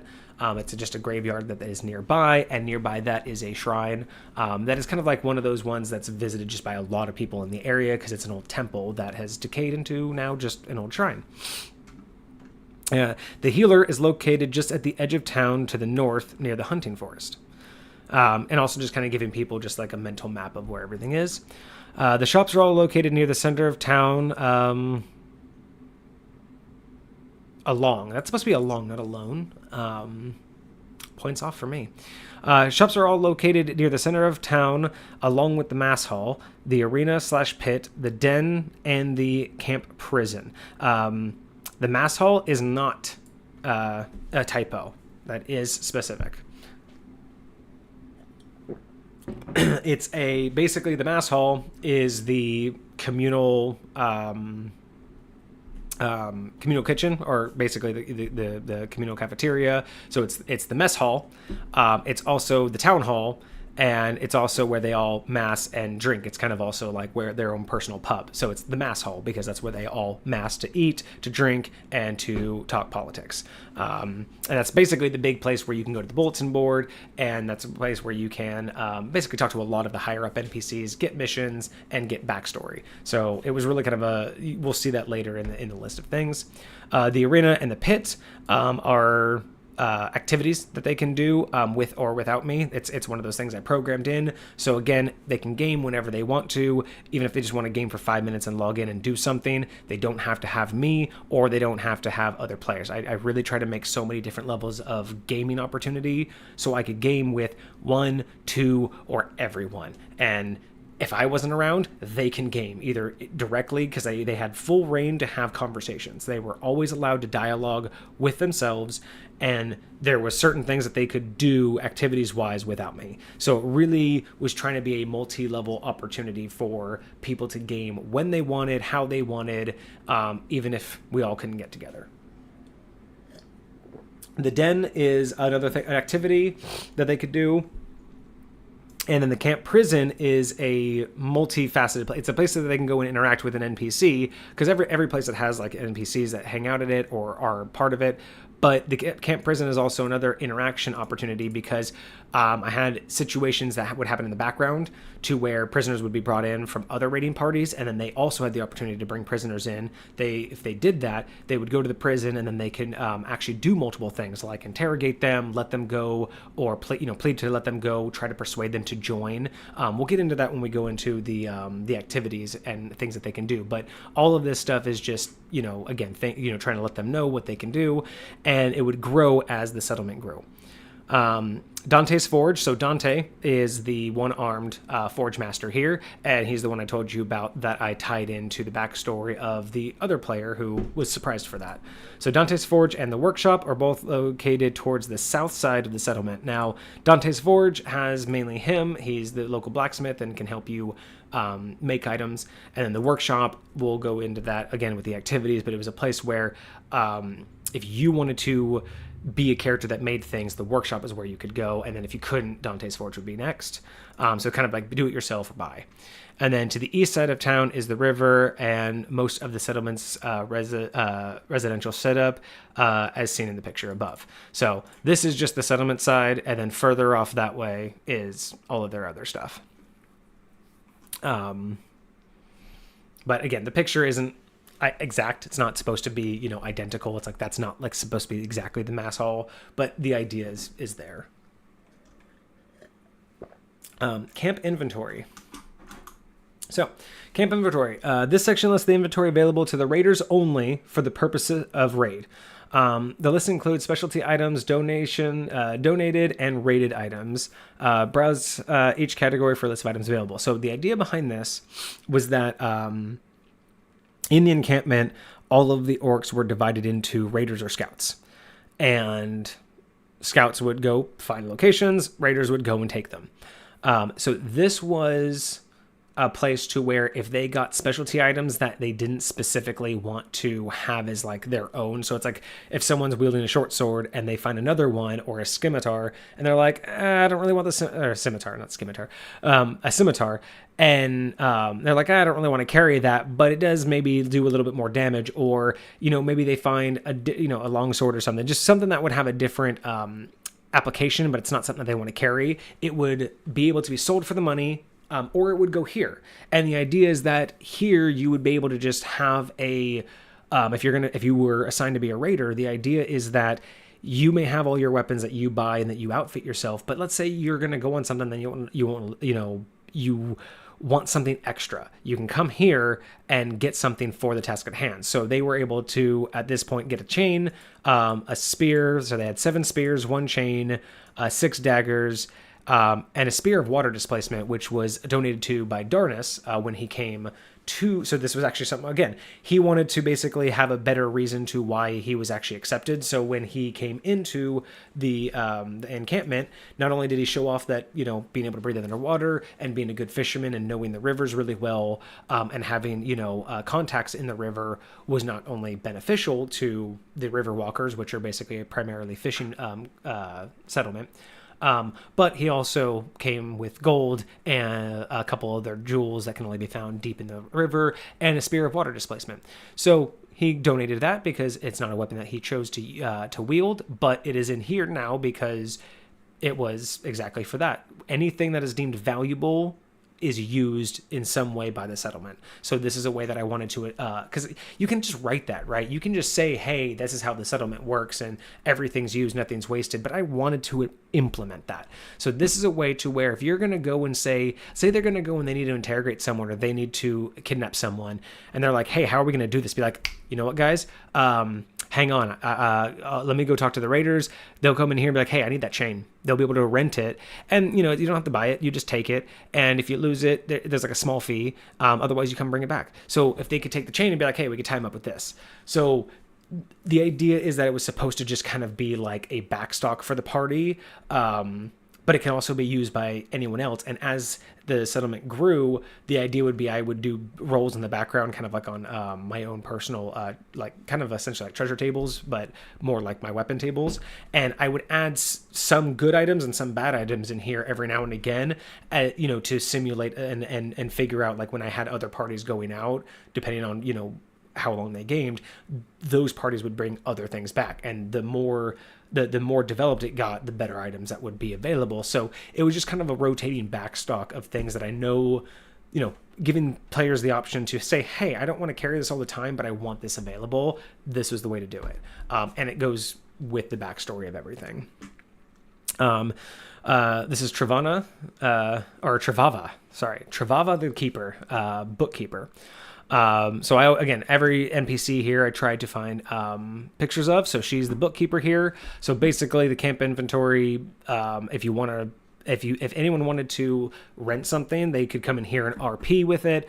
RP wasn't required for everything, but again, I added the option, which is why whenever you see one of these areas that has like a picture and the name, it's indicating you can RP here. And the idea was, hey, if everyone's busy and you just want a game, whatever, you can just come in here and talk to the NPCs.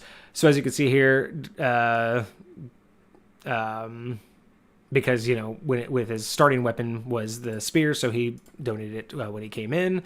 And then, this was my first time really doing a lot of text-based RP that I was hosting. So I did a lot of Discords before this, and a lot of them were voice, some of them were text-based. So I really wanted this one to be have that option, right? So because I'm not online, but I can always read and I can always respond, it was kind of this nice option that when people were bored and wanted a game, if they wanted to talk to NPCs, they could do it via text, and I could do things like this. because it was a lot easier for me wherever I'm doing. I can easily think of a response, type it up, and give a little like flair to it, and give a lot of that RP base a lot quicker than I could hop on a call and try to be that in in person. And because this isn't like campaign based, we didn't do this all the time. Like we did hop in voice chats, and we did do other things like that. But this was just a nice option because it gave, again, everyone an option to game whenever they want. If someone was awake and no one was up, they could just sit there and go through all the chats. They can just go through all of these and just try to talk with every NPC, write up everything they wanted to say while it's fresh in their head. And then the next morning I could wake up and respond to all of them. And again, that conversation just goes whenever anyone's on. And then if other players see it and they happen to say that they wanted to be there, they can jump into the conversation. It was a really cool idea. I'm still really, really happy with how it was. But I always made sure that I was very, very specific on how I did my text. I didn't expect anyone else to do it. I did appreciate things like when they did italics. It was kind of a request, but it wasn't required. But I always did things like, italics when I was in character, and then I would always do parentheses when it was an out of character thing, especially when we're in the middle of dialogue. It was just something that I took to just really help keep them in there. And I really wanted to also help inflict those because we weren't on a call, and I'm not really great with voices like consistently. This was really nice to add personality, real personality and character to these NPCs. And then just more chat between them. And then again, just more RP, just because again, this is the whole point was if they're interacting, I'm interacting. This is actually at a time when I just had a lot of free time, so it was really easy for me to keep up with it. And it was just really fun to just be able to hop on my phone or anything else like that and just chit chat with everybody, and kind of keep the game going, because I love D&D, and it always sucks when the game has to end, so it's nice when something can just keep going in the background. And then it's also nice when people when my players would write back and actually full RP. So let's see, so we got settlement status, we got that. So the treasury was another thing that they could keep track of. And again, I did all of this not just because I wanted to show them what I was doing and like, oh, look at me, I'm keeping track of all of this for your benefit. It's like, no, this was for them to understand, like, this is the importance of it. This is what you guys have to do if you want this to be more than a settlement. If you want to get this up, keep track of it, and this is where I'm going to let you keep track of it. So here at the Treasury, you can exchange currency and gems as well as donate to the settlement. So the way I was going to increase the settlement was based on how many people they brought in, how much they donated, how much money the settlement got, and where they took the storyline. So in here, they basically had a quick exchange, so they understood whatever they had. They didn't need me. So this is one of those great things. By having this here, it was an honor system, and because the bot has inventory built in, so they were able to keep inventory. It would keep track of their own gold. So what's great about this is they didn't need me here. So I could be asleep, I could be logged off, and they can come in here and interact with this, and I'll show you how. But they could interact with this without me. And all I had to do was come in, and I would just have to vet what they said here. And there's another area where they would just type in their commands, and I would just go make sure that the commands equaled up, and boom, we're done. And it's an honor system, but I can also just watch every time that they did it. So they were always able to swap out their currency at any time. Gems, depending on if they were raw gems, they were able to swap it out for this much, and they would be able to roll for it. Cut gems, and then rare gems were percentile rolls. To have gems converted to gold, you have to have a letter of authenticity. You must have the gem appraised by Jesuit, the coin counter. Appraisal to get a letter of authenticity is 10% of the item's value. So if you bring him an item and it's only worth 100, it's going to cost you 10 gold. And otherwise, if it's extremely rare large item, he's going to want 10% of percentile times 5 plus 500. He's going to want that. So but the idea is that if you want to convert it properly, if you actually want to convert it at all, you have to have him appraise it. He'll give you the letter of authenticity. Now, this does two different things. It's not just it's not just adding this extra step for RP purposes. it's 2 steps. Because if you have a gem and you want to swap it out, with anyone, anywhere, you need a letter of authenticity. So he will provide it for you at 10% of the value. So once it's appraised, he'll write it up and it's official, but it will cost 10% to get the gem and the letter of authenticity back. You'll get both. He's giving you 10% just to appraise it. Then once you have the letter of authenticity, then he will accept an exchange. And so will anyone else. And that's the important part, is you can come here, have him appraise something for 10%, and then keep the gem and the letter, and then leave. Because the letter will be able to evaluate those, like let's say you wanted to go to a different town or a major city, and you wanted to pay in gems, and you didn't want to travel with, 10,000 gold, but you wanted to, and you didn't want to, travel with platinum. But if you have, a raw gem, and it's worth, like 100 gold, why would you want to carry 100 gold on you when you can carry around what looks like a rock? But if he appraises it, you keep that somewhere else. The idea is that it's a 2-phase process. You don't just pay 10% and then swap it out. You pay 10% to get the letter, and then the letter allows you to swap it out. Roll for the value and either take 90% as GP or pay 10% and gain the gem equal to the rolled value. So, as I said, once you say, I want to appraise it, you will either roll for the value and then just take 90%, and then as GP because you had it appraised and then he swapped it out, or you pay the 10% and then you get the gem with the letter. I should have said with the letter of authenticity, but you guys get it. And so did they. Jesuit the coin counter, treasurer and exchanger. I liked him. This was a pretty cool little thing. I do want to point out at this point, just because he's usually the one that people miss the most when I point it out, but so far you've met Travava, the keeper, and Jesuit the coin counter. We haven't gotten into name conventions yet, but it's going to come up later. So keep in mind, he's usually the one that everyone forgets, but just the fact that Jesuit the coin counter, the fact that he has a name, will matter later. It'll be kind of fun. And then let's go to party log for next. So, place for the party to post updates, ideas, storyline progress, objectives. This is basically like the combined notebook if they wanted to use it.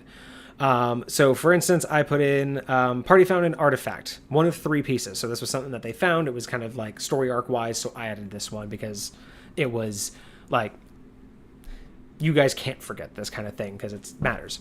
So, I think this was something I hobbled together from a couple different items, but, the aspect, I forgot even how to pronounce that, but a powerful stone that was imbued with the Dark Lord's power. When he fought for control of High Point and he clashed with the Ancient One, their combined power fused and the stone cracked into many pieces, birthing a new lesser god, Deciris. If all pieces are brought together, one can summon Deciris to some degree and learn the answer to any question able to be answered. Essentially, just, they can't answer things that are not technically in game, but essentially put it together and you can get any answer.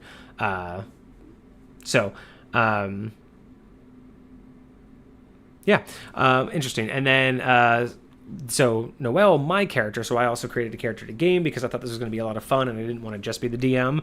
So I also created a character. And then we had defeated a guardian wolf as part of a thing that we needed to get through somewhere.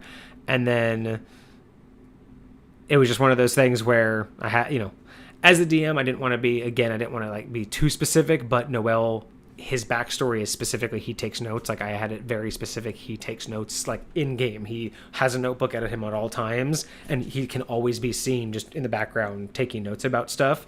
So when they defeated this guardian wolf, this was his, you slay the beast, but incurred their wrath. And he thought that was important because that's not something things usually say when they die. So this was the part of the log, didn't really ever get used, but it was just an opportunity for people to, take notes if they wanted to share. party trackers or player trackers. This is just an area where, again, honor system, but it was a way to validate the honor system and just kind of keep track for everybody. So this is where if I gave out inspiration, DM points, wishes, or other collectibles, basically they were just supposed to go in here, click the edit button and edit what they had whenever it was used. They were supposed to go in here and re-edit, and I can just make sure that we're all on the same page and that all happened cleanly. Connections and favors. So track your favors and connections made here. So because I wanted this to be a progression-based thing, all of the NPC, or not all, but a lot of the NPCs had specific things you could do to gain favor or to gain personal connections and build relationships with them. And there were other NPCs where it wasn't so obvious, but based on how you interacted with them, you could also get certain things. So, with this, it had everybody listed. So you have the character, and then their inspiration. I don't know why I had inspiration in there. I think that may come up differently or somewhere else. But then you have the NPC, the status, and the effect. So no one else has any connections except for Venla. Venla has a relationship with Milta. The status is that Venla is Milta's apprentice. And the effect, as being an apprentice, Venla gets 50% discount at Milta's shop. So that's just one of those things where I wanted to add benefits to if you take the time and do the things, you get things. Quote me on that. And then I had NPCs. So these were all of the major notable NPCs that they can run into. And it was just a complete list, and I would just add to it. So if at any point they were interacting with someone, because in most of the things at the very top, I had like the NPC that would hang out there, like you saw Travava at the top. But the issue with that is the longer they would chat, the further up that would go, and no one wants to keep scrolling. And yeah, you could do pin messages, but there's a lot of reasons why we did where I was thinking we would do pin messages. So the idea was that at any point you can get a refresh of all the NPCs, what they look like and their names, and where you can find them. So complete list of all notable NPCs. So you have Truvis. He is the general store owner, and he is an orc. You have Gerald, the weapon shop owner, and he is an orc. You have Tesna, the armor shop owner. She is an orc. You have Halbert, the camp crafter. He's at the workshop, and he's a half-orc. You have Phoenix, the prison warden. He is a half-orc. You have Travava, the keeper. She's the settlement inventory, or the bookkeeper. I should have said bookkeeper, but you can find her at said the settlement inventory. And she is a full orc. You have Jezzeret the counter, settlement bank, and exchanger. Again, I'm going to point out the whole Travava the keeper, Jezzeret the counter. You have Phoenix, Halbert, Tesna. Again, that'll come up later, just pointing it out. Milith the bloodstopper. She is the camp healer, and she is an elf. Yeah, the bloodstopper, I really like that title for her. We'll talk about that when we talk more about titles. But yeah, being an elf, she is. It's very odd for her to be here. Not that there's a lot of issue. This encampment specifically does have a pretty good variety and a pretty accepting nature. But the fact that she has a title also just we'll get into later why that just kind of puts her slightly a cut above even the rest of everybody else, and why the name just fits so well. And then you have Quinn Telavir, the camp scholar. He is a half orc. You have Torlock the Blessed, the camp shaman, full orc. You have Keltor. He is the workshop owner. So he's at the workshop. He is an orc. That means that the camp crafter is... Where's he at? I forget now. I forget where he's at. I don't know why I have a camp crafter. I think he's kind of like a side thing. I think we'll find him later, but I think I made him to just kind of fill in a gap and just be an additional NPC. You have Alkanon, the hunter, the hunting party leader, full orc. And I do try, when I do find pictures, I am very specific, not just to find things that I like, but I am very specific that they represent, in my mind at least, the personality and the backstory that I envision. So him being the hunter and part of the hunting party leader, because you have the hunting party, you have the scouts, you have the raiders. So he's the leader of the hunters. And I really loved that this encapsulated a life of being in the hunt and still loving it. Like, just something that I really liked about this. Oh man, what did Calico. How did oh man. I sometimes I create names that I don't even understand why I created them at the time. Calic, oh no. Identifier and appraiser. He is a dwarf. He actually is one of the newer additions. I think they actually brought him in. He wasn't originally here when they started. I think they actually found him and brought him in. So that was one of the first NPCs that they added. You have Snellick the Gouger, which is a half-orc. You have Mortok the Chieftain. He is an orc, and I love this picture. I love the vibe it gives off, and just was like, yep, that's our chieftain right there. That's just, he is just fantastic. I love that character. You have Wartok, the chieftain's son. You have Miltok, the chieftain's daughter. All full orcs, and I don't know. I liked the naming convention. Whether that's cringe for some people or not, I think it made a lot of sense for the settlement, the community, and the family lineage concept. And I also I like these pictures because I like the drastic difference between these two and these two, which really just, I think, kind of would just show off their mom, which I haven't figured out who would be yet. I haven't found a good picture for that, but even the body build, I love how the pictures actually went with a good body build for all of them. So yeah, you have all those three, and then we have Elder Vorzash the Bloodbather. He's our war chieftain. Now, I'll point out here, so I brought up earlier that Siggy was part of the Hidebacks, and what's really interesting is Elder Vorzash, who is the elder of the Riverwalkers clan. This shield that he has is the Hideback clan emblem, and you can see here he also wears the traditional, when this is him in his battle uniform when he becomes Vorjas the Bloodbather, when he becomes the war chieftain. So when they go to war or go to a big raid and he goes out on the battlefield, this is how he goes out. But even to this day, even though he's a Riverwalker and an elder and the war chieftain of them, he still carries his no, I'm sorry. He's not a Hideback. He's a what did I say? No, he's not a Hideback. He knows the Hidebacks, but he isn't a Hideback. He is a I think I called them the Bear Tamers. But yeah, he still represents his original clan, even though he's here. And this weapon back here that he's wielding, this fire weapon, it was actually made by Dante. It's one of his finest weapons that he ever made. And that was actually shortly after the incident that happened to the other character from the other Discord.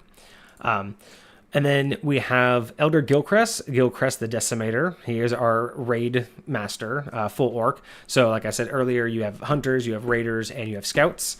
So he's the leader of the raiders. You would get missions and everything from him. And if you are a raider, you want to get in good with him. You have Elder Nukia the Unseen. She's the scout master. I also love this picture. I don't even know where it came from. I never actually looked at all of this, but I loved the worn look of just someone who's seen it's such a good concept art for that. Especially being the scoutmaster. And then we have Dante the Forge Master, and he is the trainer, and Forge Master and blacksmith. And I found this picture and I loved it, and it reminded me of, it just envisioned him not having a right arm, and that's when I just rolled with that. And then when they said that they, again, when the other player said that they had an accident, I was like, yep, he was there. And the magic that helped keep him going is also keeping him looking young. But yeah, those are all the NPCs that will be seen and where they can be found. So we'll be checking them out later. I also like this one too. It was really good to keep him for the warden, just because I just like that he's just sitting back there with his wine, just watching the prisoners. Let's see here. Okay, almost 9 o'clock. Let's see. So I think we got through the camp inventory, the settlement. Okay, and so this was all that they started with originally. And then at one point, they had kept on adventuring, and Venla, the druid of the group, eventually found a spot, and they were like, hey, since I'm a druid and I kind of want to be on my own, can I step just outside of the settlement, or like, can I be like right on the edge of the settlement, and can I make my own grove? And then we, basically she was able to get approval. So she went out into a spot, was able to find a spot. She made a grove. And so we actually set it up to where, I actually made a map of it to where they would actually be able to go there, mess around with it. And then this was just another place to where they were building up the settlement. Things that they could do would add to it. And it was a place for them to RP with themselves. So as you can see here, Vinland and Siggy just really did a lot of RP together just for this area, and it's just kind of fun. I think this was just one night, but it was just kind of nice that they wanted to add this, so I really wanted to make sure that it was added to the orc settlement and show as an example that anything that they wanted to do can be added to show that this place is growing. And I just like to have that, as part of the larger lore of everything. Let me double check something. If everything is good, I will keep going. Yeah, everything looks good. So we'll keep going real quick here. Okay, so that was the orc settlement. That was everything that they were able to check in on and how they can keep track of where they were in the total progress of everything. So the next areas, we'll just look at the in-game real quick. So game chat. So you have the player lounge, which is basically the official Discord part. This is all basically just actual in-game stuff. So this is where we did our combat. This is where they did, so we have combat here. So this is what I really loved about this thing is when you were gaming at all times, you could keep track of this. This was pinned. So in the middle of combat, you were able to look at the pinned area and see whose turn it was. You can see here, this is why I loved this bot. At this point, 20, or what do we have here? 1, 2, 3, 4, 5, 6, 7, 8, 9, 10, 11, 12, 13. 13 entities in this combat session, and we're in round 2. So 13 initiatives.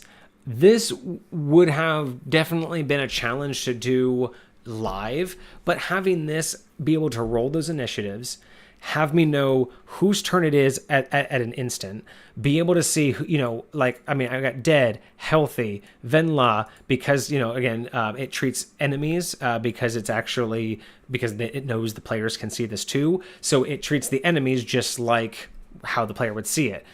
Injured, dead, healthy. I like that, but the players, they can keep track perfectly of what's going on. They don't have to keep doing commands to check themselves. So you can see the HP, you can see their AC, you can see if they have a status effect on them. So Venla had Conjure Animal, and you can see here, that's, Direwolf, Venla, I don't see where, Lady. So Lady,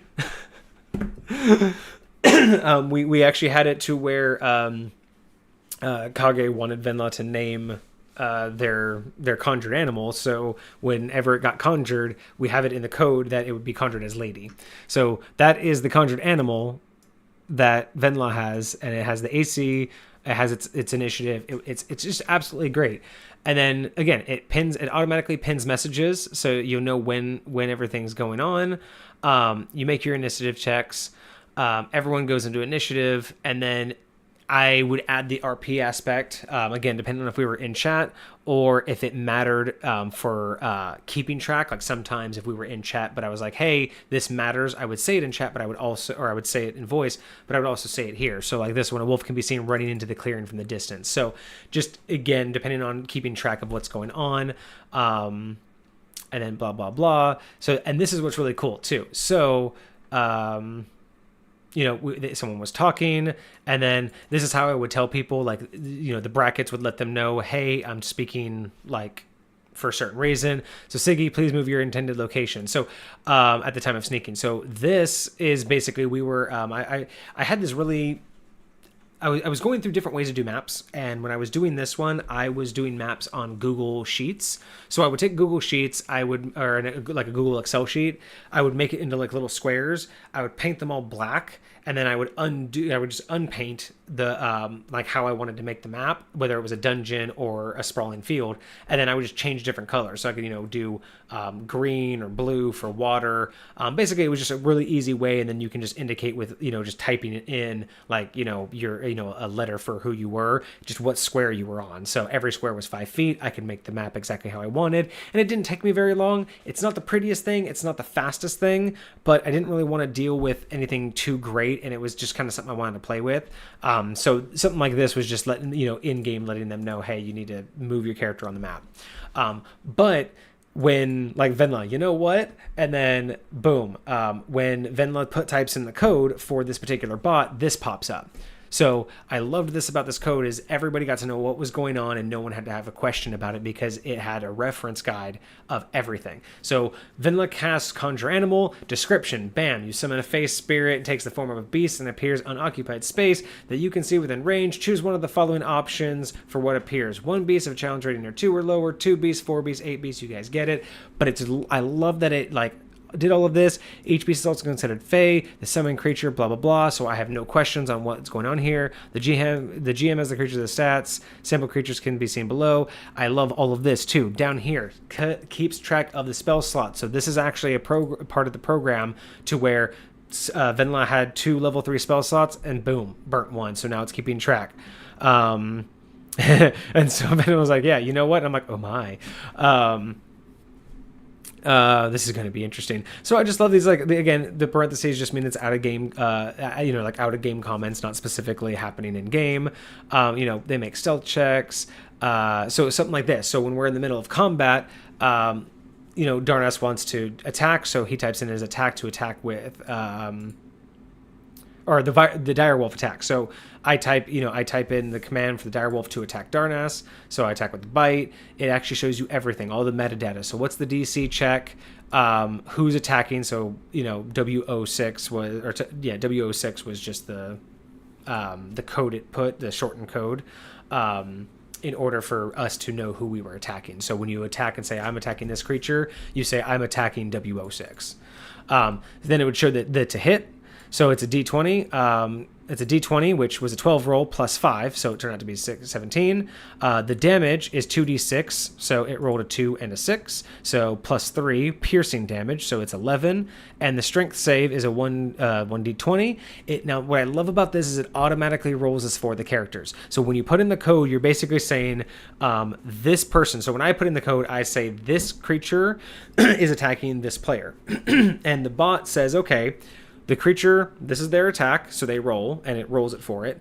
It says this is the damage it's going to do if it hits, and it rolls it. And then it says, oh, you're attacking that player. Let me read their character sheet, so it does that automatically. It says, oh, their strength is this, or blah, blah, blah. It rolls the dice for them with all of the stuff calculated for them, and automatically lets them know if they succeeded or failed. Now, some people don't like that. Some people say, well, I want to roll for my own defenses and everything. But the idea that when you're trying to be concise about it and efficient, this was amazing because you just had to say who you were hitting with what and type in all of those little modifiers and the aliases and the little codes that you can add in to do all the little extra stuff. And then the fact that it would do this, the fact that it would give you what the to hit is, and I could turn off whether or not it showed all of this, but I like showing all of the math here. Like I like it saying it's a 1d20 and then this is what that roll was, not just the to hit is a 12. You know what I mean? Like it could have just said, oh, to hit 12 plus 5. Or it could have just said to hit 17. I like the fact that it said that to hit is a d20 roll, which was a 12. Then there was a plus 5. Now, like, I love it. It was so nice at a glance. You always knew what was going on. The effect lets you know what was going on. So melee weapon attack +5 to hit. That's your +5 there. The reach is 5. The target's to hit 10. 2d6 +3 piercing damage. If the target is a creature, it must succeed a DC saving throw or be knocked prone. So this one was dead. It died from this. But the cool part is this strength saving throw for the be knocked prone. If it had failed, it would automatically apply the prone status to the creature, actually preventing me, actually having me needing to get up and waste that. So Darnas attacks. His favorite attack was Eldritch Blast, so that's what he did. He was attacking in this one, so rolled it to hit. It rolled the damage. The effect happened. The target is pushed up to 10 feet, but it was dead, so it doesn't really matter. It yelped in pain before they died. I'm trying to see if there's anything else that was like fancy that happened. So here we go. So Noel attacks with a short bow. Let's see. Cosmic. Okay, so you sent me an item. We'll probably have to go with that one next week, but on Monday, Kage should be here, so I'll go over that with him. I'm also going to go over your YouTube comment with him as well on Monday. Dragon's Wing Shield, only obtainable at 18th level or higher. Okay, good cliffhanger for that one. 18th level or higher, wow, okay. I'm really... okay. Man, that's high level. I haven't played an 18th level character in a while. But this is, so back to this is really cool. Again, this kind of just shows off a lot of what, just this, all the stuff it does in the background. So it's like, I wanted to attack with a short bow, my character. My to hit was a 2d20, so I had advantage. Because I made a stealth check and I succeeded. So I made a stealth check, so I had advantage on my shot. So it knew that. I made my stealth check. It knew I made it. It knew I succeeded. So when I didn't have to tell it I was sneaky, I just said, I'm making a shot. And it's like, hey, you're sneaky. You get advantage. So it rolled me advantage. I crit. So I got the +5. So I got 25. My damage, it knew it was a crit. So it rolled me my 2d6, my 5 and my 1, +2, plus 66, which was my sneak attack. So it rolled all my 66 as piercing, was a 32. The effect, bam, and because it knew I was sneaking, it actually added the details of why I got the sneak attack damage. So again, there was never a question of what was going on and what was being rolled. This is one of the items from the scales. Yeah, I don't think I actually talked to Kage about the scales and that dragon, so I really want to bring him in here, and if you can get here on Monday, I want to go over that, or if you can even send me a small snippet to read to him about the dragon so I don't mess it up like I did the God Cave. That would be great, because I would love to see his reaction on that. Excuse me. So yeah. This was really fun. I really like everything. Like you can see here, they rage, counts their rages, going to sleep. There's a command to say that they take a short rest or a long rest. That command will reset when it needs to reset. It will roll their health if they want it to. This is cool. We made some of our own codes. So we actually wrote this from scratch. We had it add in a picture. So we're the ones, we decided what picture. She decided what to call it. So they used the Balm of the Summer Court as a bonus, blah, blah, blah. But Venlam made that little code to make that happen. So it's a really fun and unique program, and you can do a lot with it. I really miss gaming with this. But yeah, this was basically just where we gamed, where we did all of the other stuff, and where... Oh yeah, so here's a bunch of stuff that they found. This was just one. So inside the cave, you discover what nearly amounts to a mass grave. Rusted old armor lay scattered with bones, all picked clean. You were able to gather the following items from the cave. So just walking around this giant area, this is basically a pile of shit that they were able to have.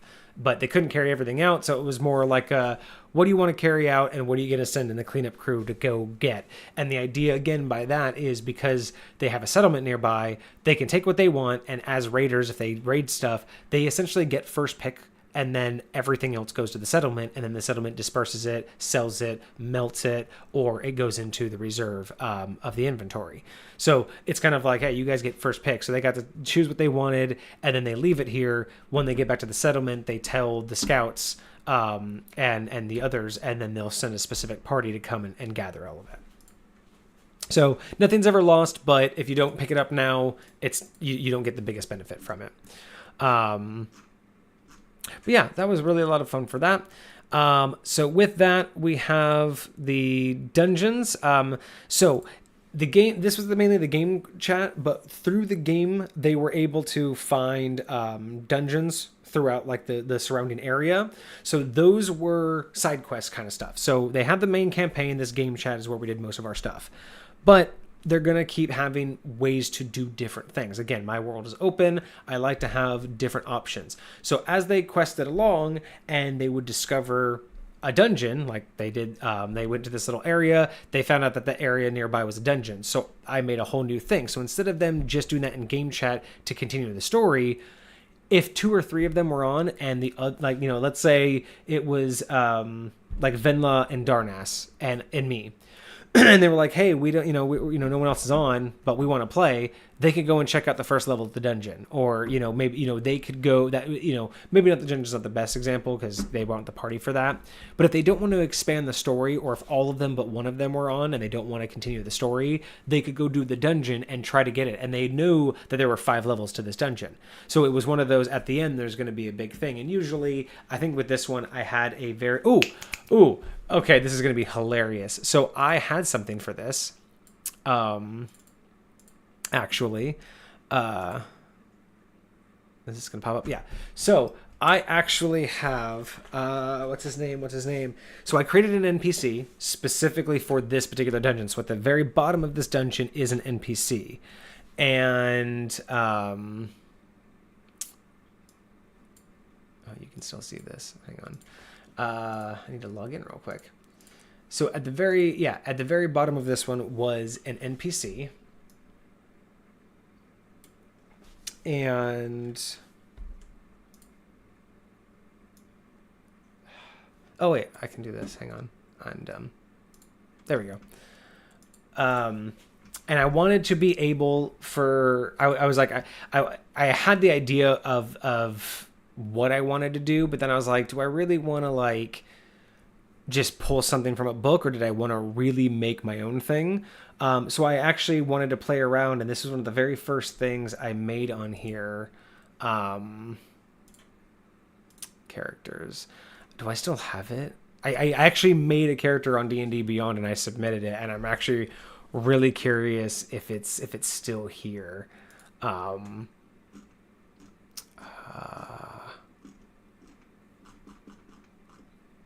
don't even know where it would be. My homebrew collection. Oh my god. Yep, it's still here. Okay, so we're gonna see my. Let's see. I don't even know if I don't know if I still have the picture of him, but I made I actually made this in D&D Beyond, so I was able to port it into the bot. So if they ever finish the dungeon, they'd be able to find him. So I actually made Darby Delore. It's actually D-R-B Delore, because, pronounce it correctly. Small humanoid dwarf, chaotic evil. He's basically at the bottom of all of this. So let's see what I made here. This is going to be interesting. So he's at the bottom of the dungeon they never finished. He has an armor class of 16. It's magic armor. He had 33 hit points, so 66 plus 10. And his speed is 30. He had a strength of 10, a dex of 13, a 14 con, a 15 intelligence, an 11 wisdom, and an 8 charisma. Maybe the dex is a little too high, but I don't remember how I don't know if I don't know if I rolled those or if I did a point by set. I forget how I put those together. I don't think it's too imbalanced. I think it makes sense because he wasn't supposed to be hugely intimidating. He was just supposed to be someone who knew a bit of magic. And was just kind of a little not right in the head.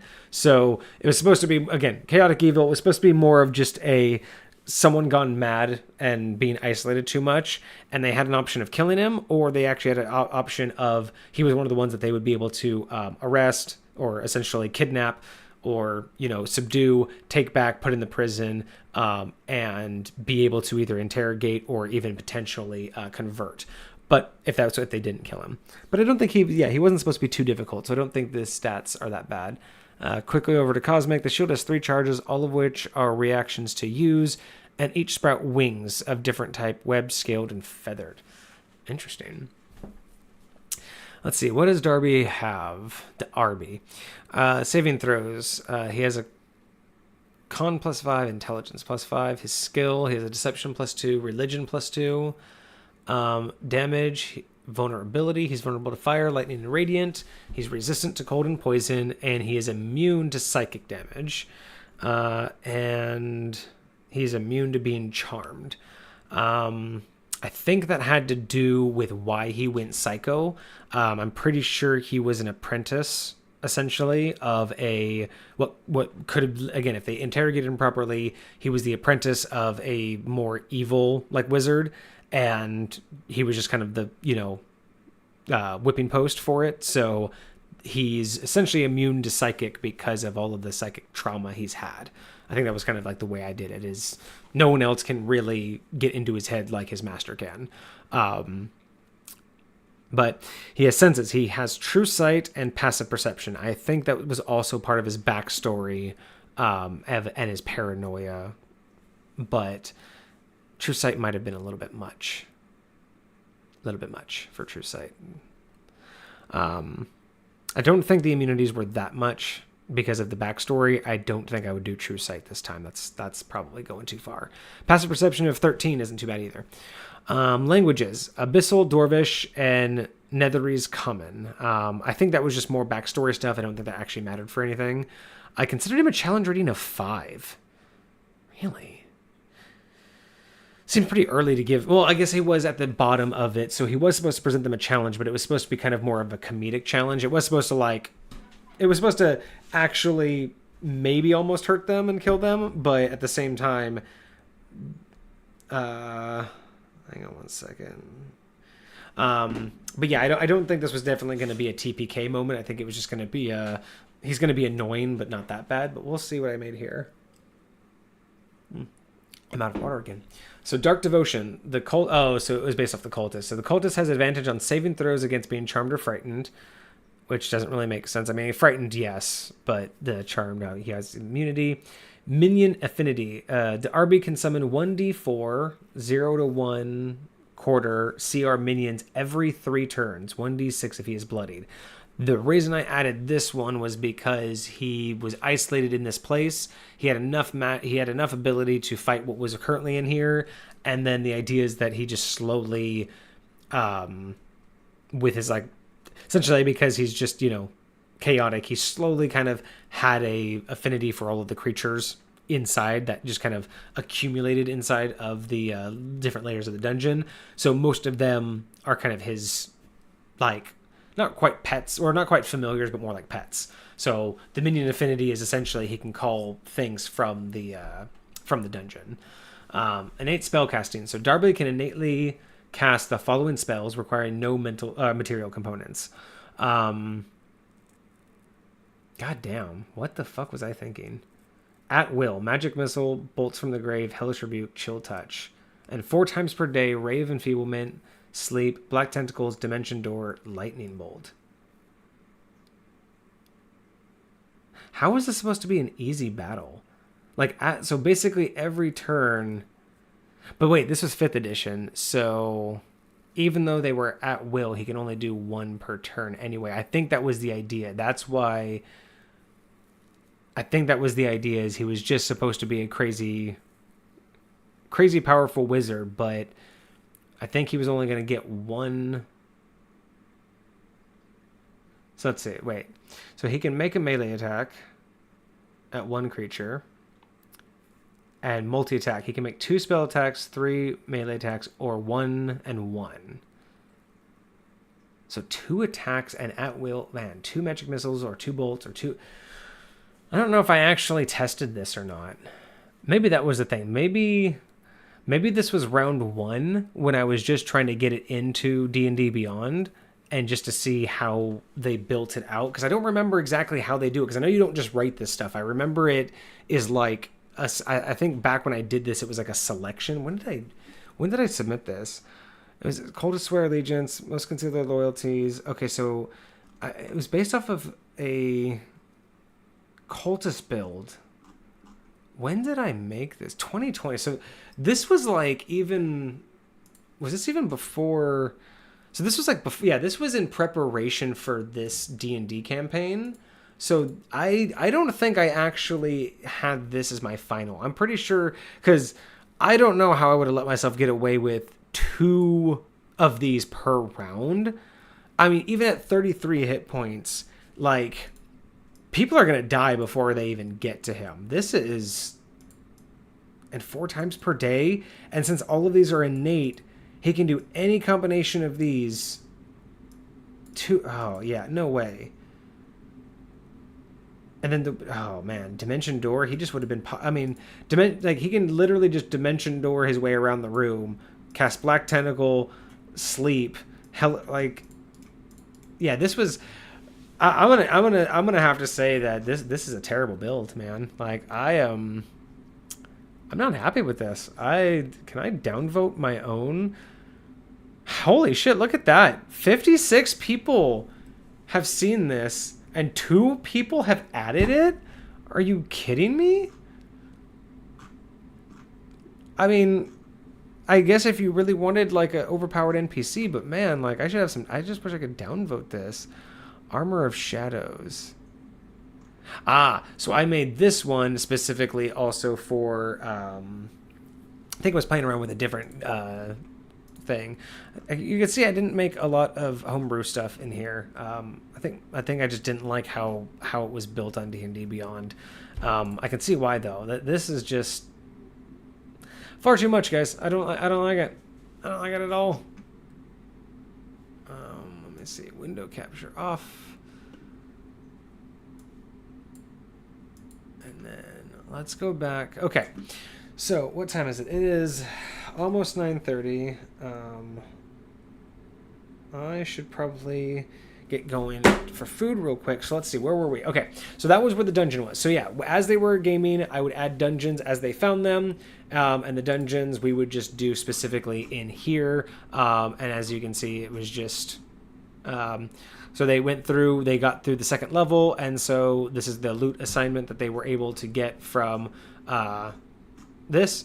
So they had treasure time. And don't forget to add the following. Each character gains 1,000 XP. The party gains 5,000 gold. Each character gains 5 dev days, and each character gains 1 dev week.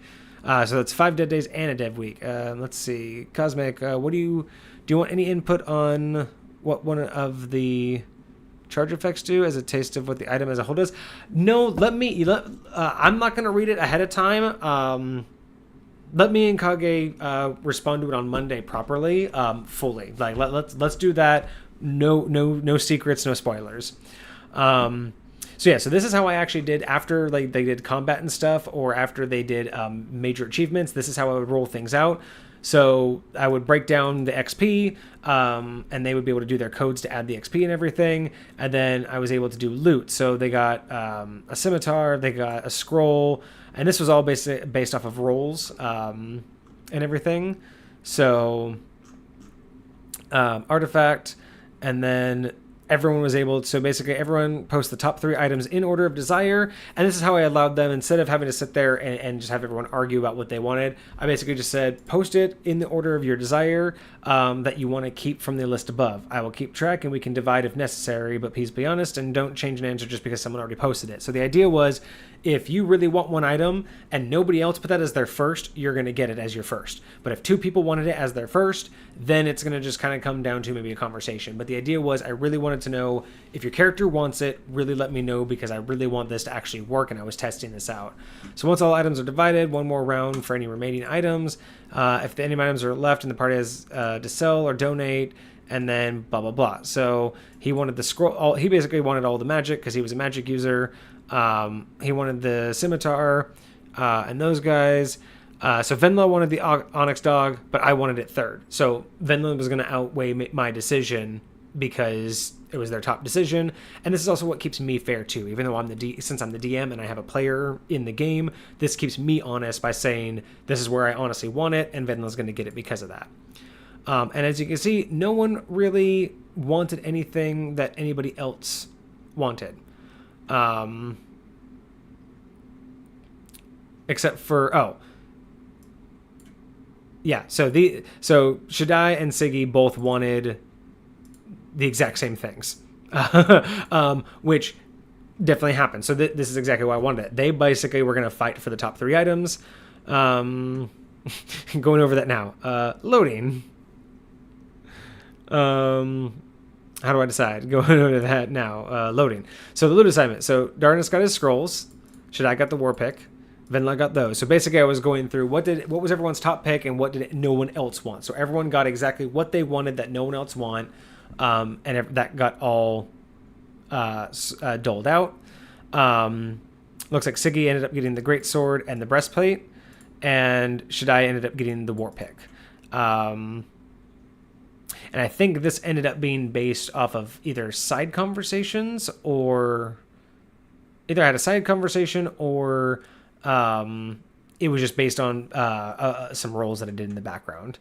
And then items left if anyone wanted to pick them up, blah, blah, blah. So that's just how I did side missions. It's very similar to the game chat. It's just ways to keep different quests intact.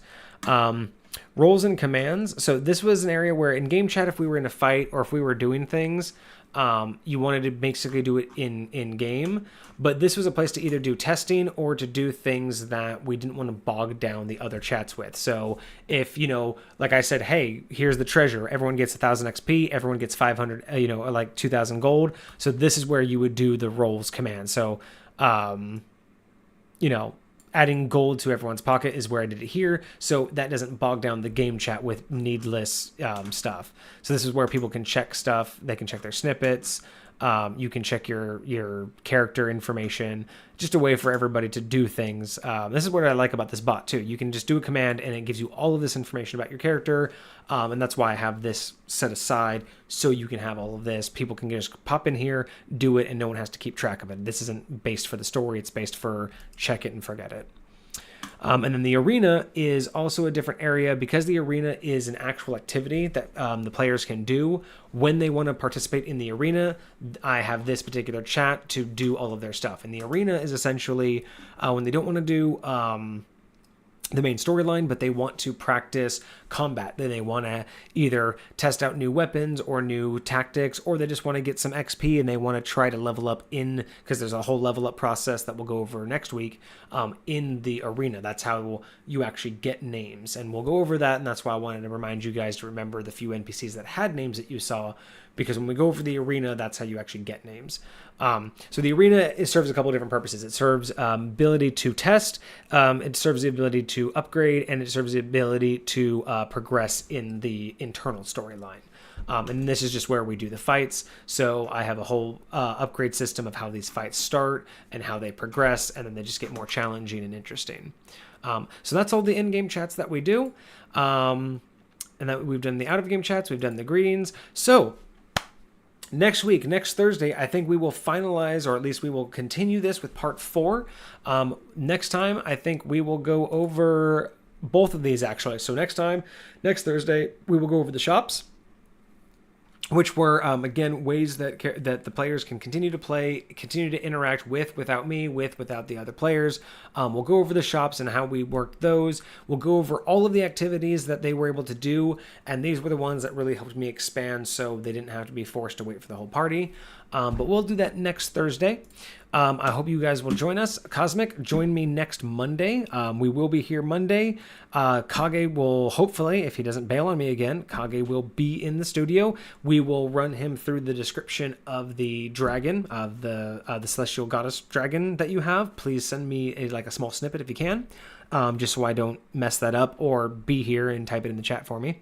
And then we will go over the other item that you sent me, the sheet, one of the shields. We'll do a sneak peek at that to start the stream, and then I actually don't know what next week's topic's going to be. I have to talk to Kage over the weekend about that. So join us next Monday for another viewer peer review of a viewer homebrew item, and join us for Kage being in the studio. And then next Thursday, I will be continuing with my 5e in Discord. Have a wonderful night. Thank you for joining me. I hope you all have a wonderful weekend. And, be amazing. Take care, y'all.